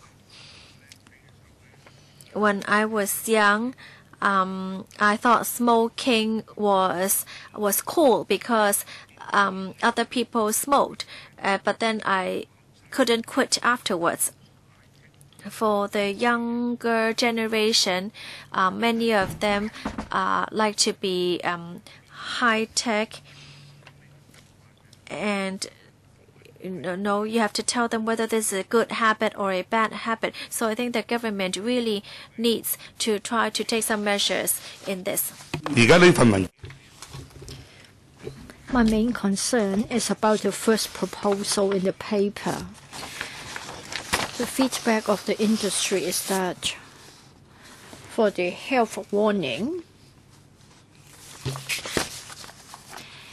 say for example, if you want this warning to appear, that is, tobacco kills up to half of its users, they find it not quite acceptable. And I think there's something wrong with this sentence. Does it mean that if you smoke, you will die? If you don't smoke, then you enjoy longevity, or you don't even die? Now, you have been citing the WHO all the time, but I'm afraid you haven't got any accurate data saying that 50% or 50%, why not 51% or 52%? Why are you saying that half of the users will be killed? This is a publicity campaign. If you impose it on somebody else's products, they find it quite uneasy. No, I don't mind publicity, but false publicity makes me resent. So I just want to know if you want to change the wording, and then you would like to have the warning covering 85% on either side of the cover. For other countries, the maximum is 85%. So must we raise our requirements to the highest level? Should we go to the maximum? Can we not follow the case of Malaysia? Now, currently we're 50%. Can we sort of increase it to 60% on one side, 80% on the other, or 70% on one side and 50% on the other side, so that you still leave behind some area for them? And then for the warnings, instead of 6, there will be 12. They're concerned about the production cost. Can I finish off with what I am talking about? If you don't object, I'll give 20 minutes more. Now, they find it hard to accept, but they can't query.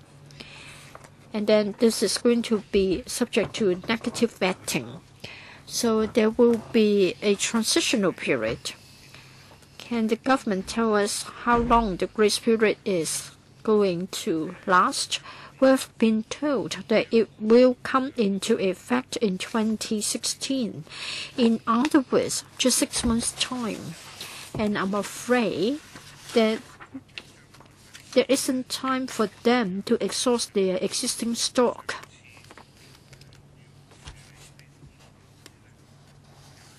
I think last time you gave the industry 18 months to migrate to the new system. So on this occasion, 6 months would be too short a period of time. So I've reflected to you the concerns of the industry, If you can give a reply today, good. If not, please go back to consider it. Thank you. Professor Chen, brief.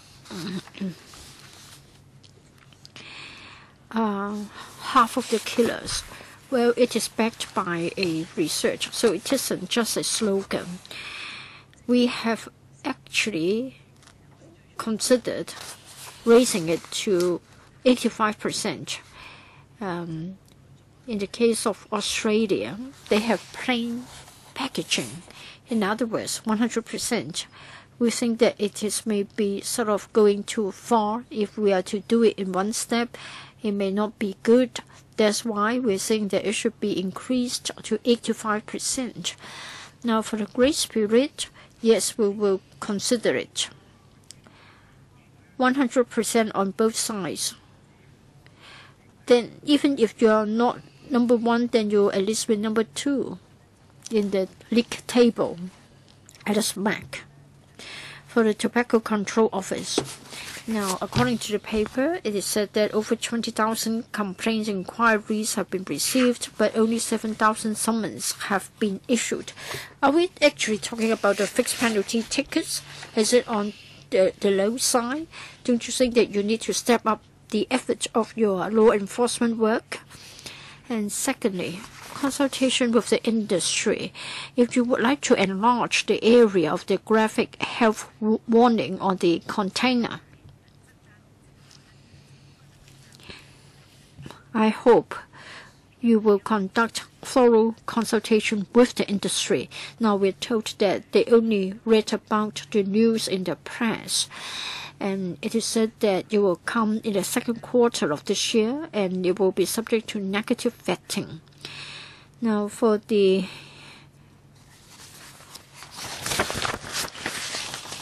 NSA, I understand that for the non-smoking areas, for it to be applied to the bus interchanges in the tunnel portal areas.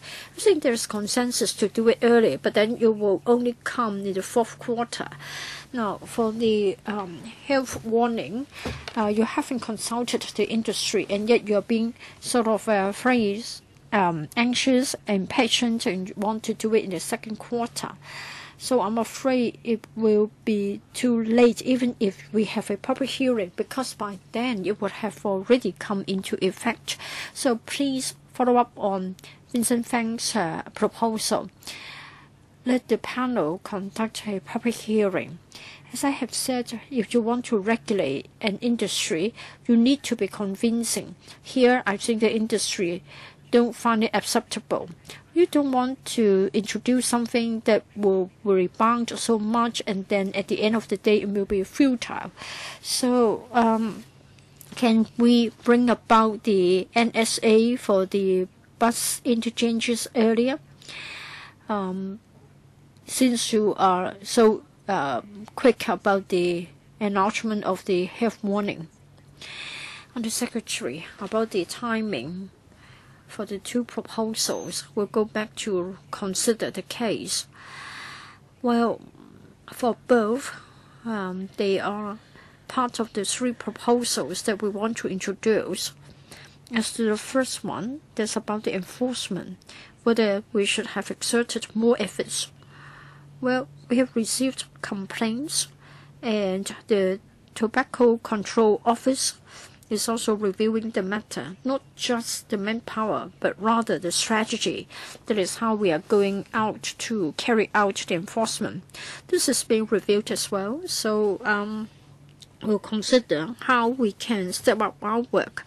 But of course, as far as the number of complaints, as well as the number of inspections are concerned, I think we have already sort of done our utmost. But if you are still concerned about what is happening in the market, of course there's a need to review it. What about consultation or public hearing? The industry told us that they only learned about the news in the press. So generally speaking, we need to follow the guidelines of the World Health Organization. When it comes to tobacco control, we need to safeguard public health. That's the overriding principle. Of course, we'll be listening to the views of the council members as well as the public. Our next move will be going to the district councils, and then we will consult the district councils. Of course, if there is a public hearing, we'll be willing to. Well, I think members are saying that this is going to be negative vetting. In fact, we've been reminded by the clerk that you're going to gazette it next week. It is going to affect the industry for the first two. For the second and the third proposals, there isn't much disagreement. But for the first one, increasing it to 85%, well, for public hearing, of course, we don't necessarily have to wait for a subcommittee to be set up. We can certainly have a public hearing on our own. But there's one thing that I don't quite agree with the Bureau. You can follow the practice of the WHO, but then it is separate from our legislative work. It is going to affect the industry. You can't say that public health can override everything, and then you just apply the negative vetting procedures. In fact, you need to respect the electrical. There isn't consensus yet, so at least you need to consult the industry. And consulting the district councils isn't the only channel. I hope you understand. Yes, indeed, Mr. Chairman.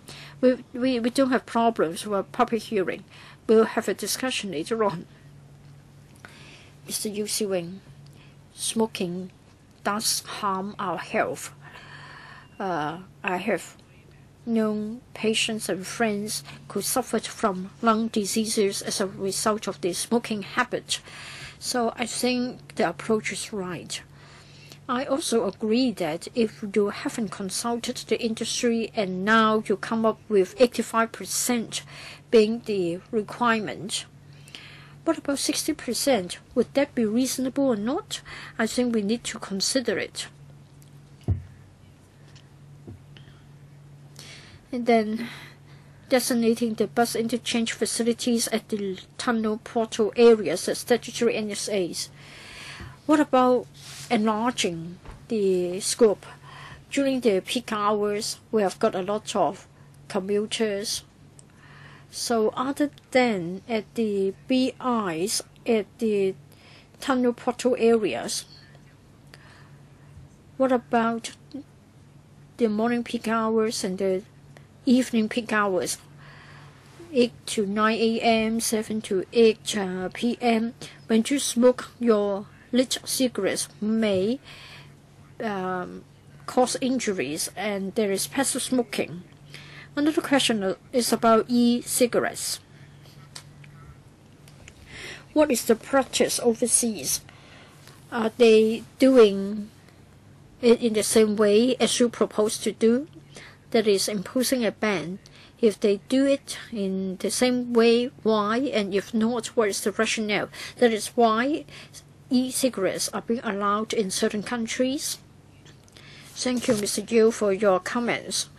For the bus interchange facilities, yes, we have looked at the problem.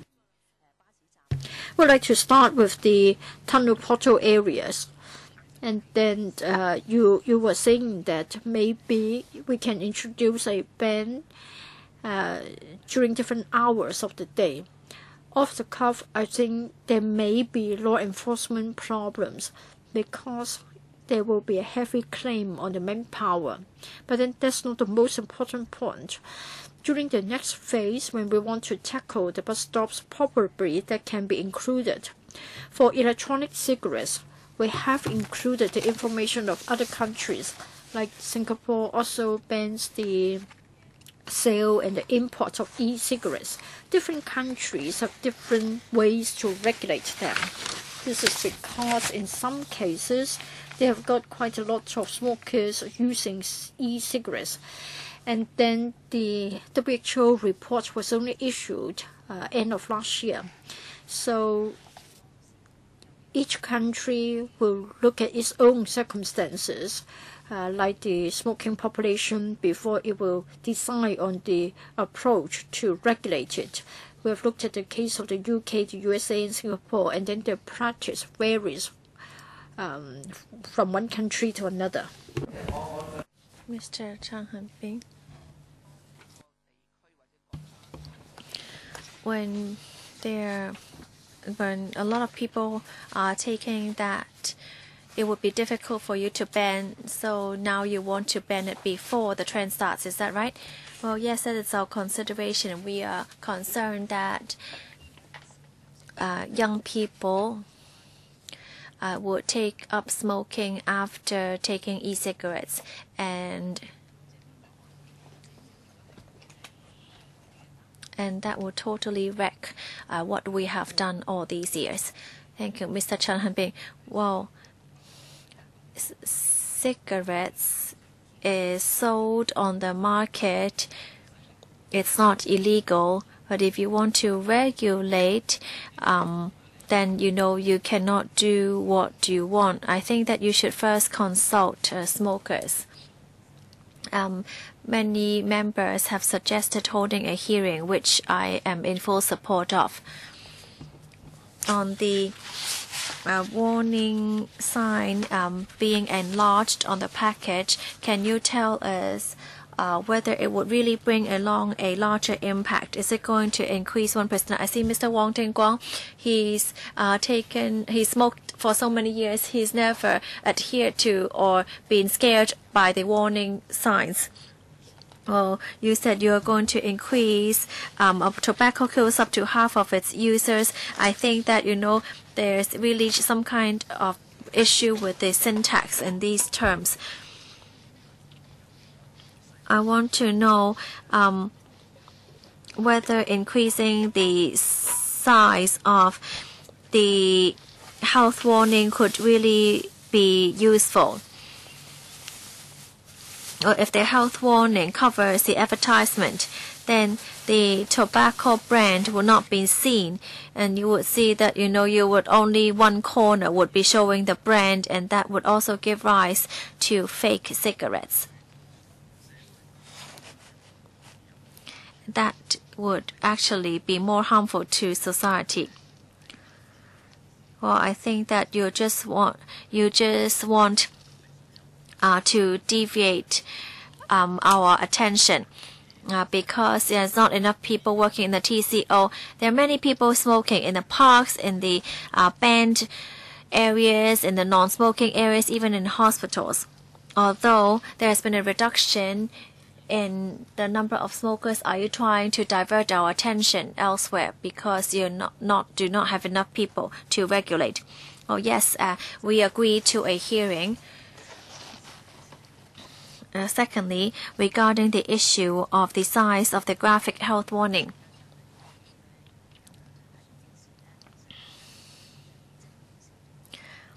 I think it's the same all over the world. It is a true fact that smoking can cause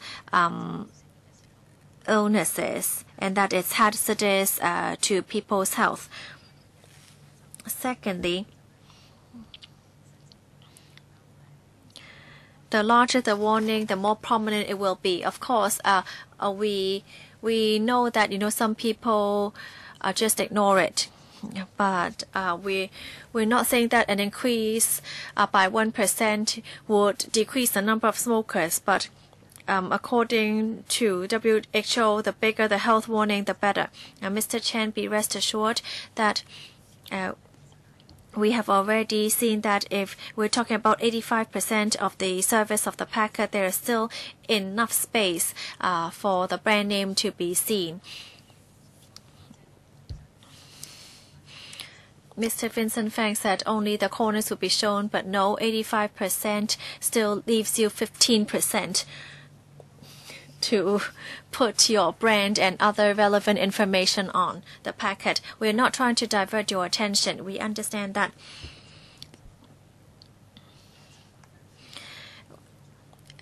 Although we've pushed for banning smoking indoors, we still heard many complaints. and we are reviewing our manpower and the implementation methods, and we are working on it. Can you tell me how big the graphic health warning is in the other countries and whether most of it covers 85%? Do we want to be pioneers for using 85% of health warnings? Because would that give rise to fake cigarettes? Because as I've said, if we've considered that by increasing it to 85%, there will still be enough space to put the relevant information on the package. There are 4 or 5 countries that put the health warning on that is 85% or above, and many of the countries would make reference to the WHO report by making it 50% or over. Well, so the WHO says that 50% is enough, but you want to make it to 85%. Would it really, give rise to fake cigarettes? Yes, we've heard your view. We understand that WHO has said that 50% is not enough. WHO wants us to be able to aim for 85% or larger. Thank you. Well, okay. Well, time is up. We really do have to adjourn at 7. 2 more questions. Ms. Wong. Well, I didn't hear how many countries did you say use 85% of the service of the packet for the graphic health warning? Which 4 countries, please? I think I have the information, but I could submit it to you later on. So that means out of all the countries in the world, only 4 to 5 countries put an 85% health warning.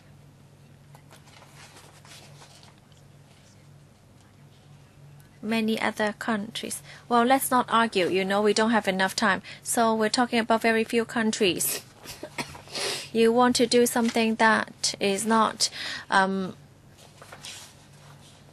the main trend.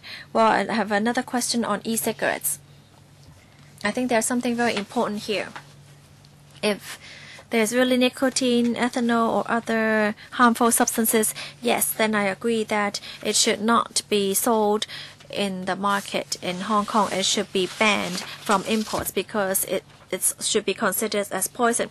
But if there is no nicotine, no harmful substances in e-cigarettes, then you should only regulate and not come up with a total ban. You want to ban e-cigarettes from being imported into Hong Kong, so you are just taking the approach that all e-cigarettes are harmful and that they contain nicotine. I think that you really have to be careful. I don't think that if they don't contain nicotine, then I don't think that you should just ban it. Even in the USA, FDA only says that it's banned from being sold to children, and in the UK, it only bans or regulates e-cigarettes that contain nicotine. What is your way forward? It seems like you were just imitating Singapore, that either you don't do anything or you take it to the extreme. I think there must be a good reason use a method that is more common in the world. Mr. Vincent Fang. Well, I think there's a bit of a problem with the concept. In the paper, it says that the government wants Hong Kong to be a smoke-free city. Smoking population was already reduced from 23% to 17%. I think this is quite a huge reduction that has brought to 10.7%, and it's very low compared to other countries.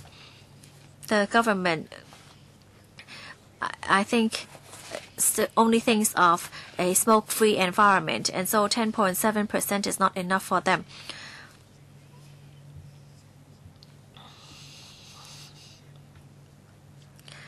Do you really have to ban all smokers? And the graphic health warning is to be increased from 50% to 85%.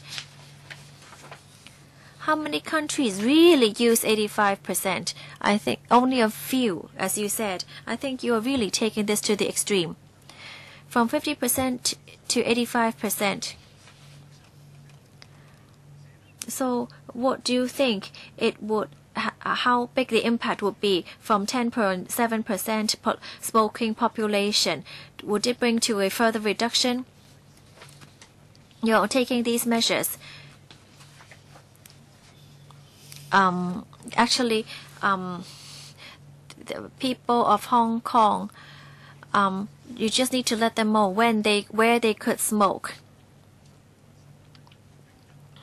I don't think there's any impact of increasing the graphic health warning from 50% to 85%. So why do you have to harass the people? Well, I think Wong Ting Kwong knows very clearly that smoking is hazardous to his health. The remaining 10.7% of smoking population are the stubborn smokers who are not going to quit anyways. Well, so what are you gonna do? No, it's okay if you want to bring him, take him out for corporeal punishment. I don't mind, but we really need to consult the public or the industry. Yes, we understand. Yes, we agree to a hearing. We want to hear from the industry. Yes, I understand. But I want to know whether you have consulted with the industry before introducing the paper. No, we haven't. So I don't think this is reasonable, Chairman. Well, yes, can I address Mr. Fang's question? Well, Mr. Fang, the smoke-free city is only a slogan.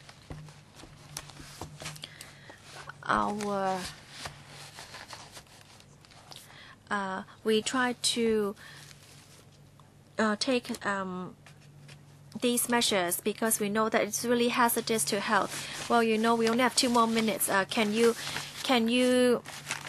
be more direct? This is just a very simple question. Well, what we do in the LegCo is, we know very clearly, but the government really needs to think about it too.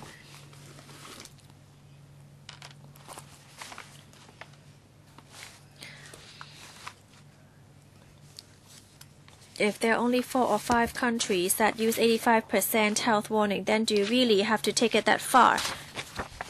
I think we've already discussed all this. Yes, thank you. Well, it's not non-scientific because it has already been proved that the vapor released is not only vapor. There's also aerosol and also formaldehyde. And there's also propylene glycol that would give rise to asthma. So we are very worried.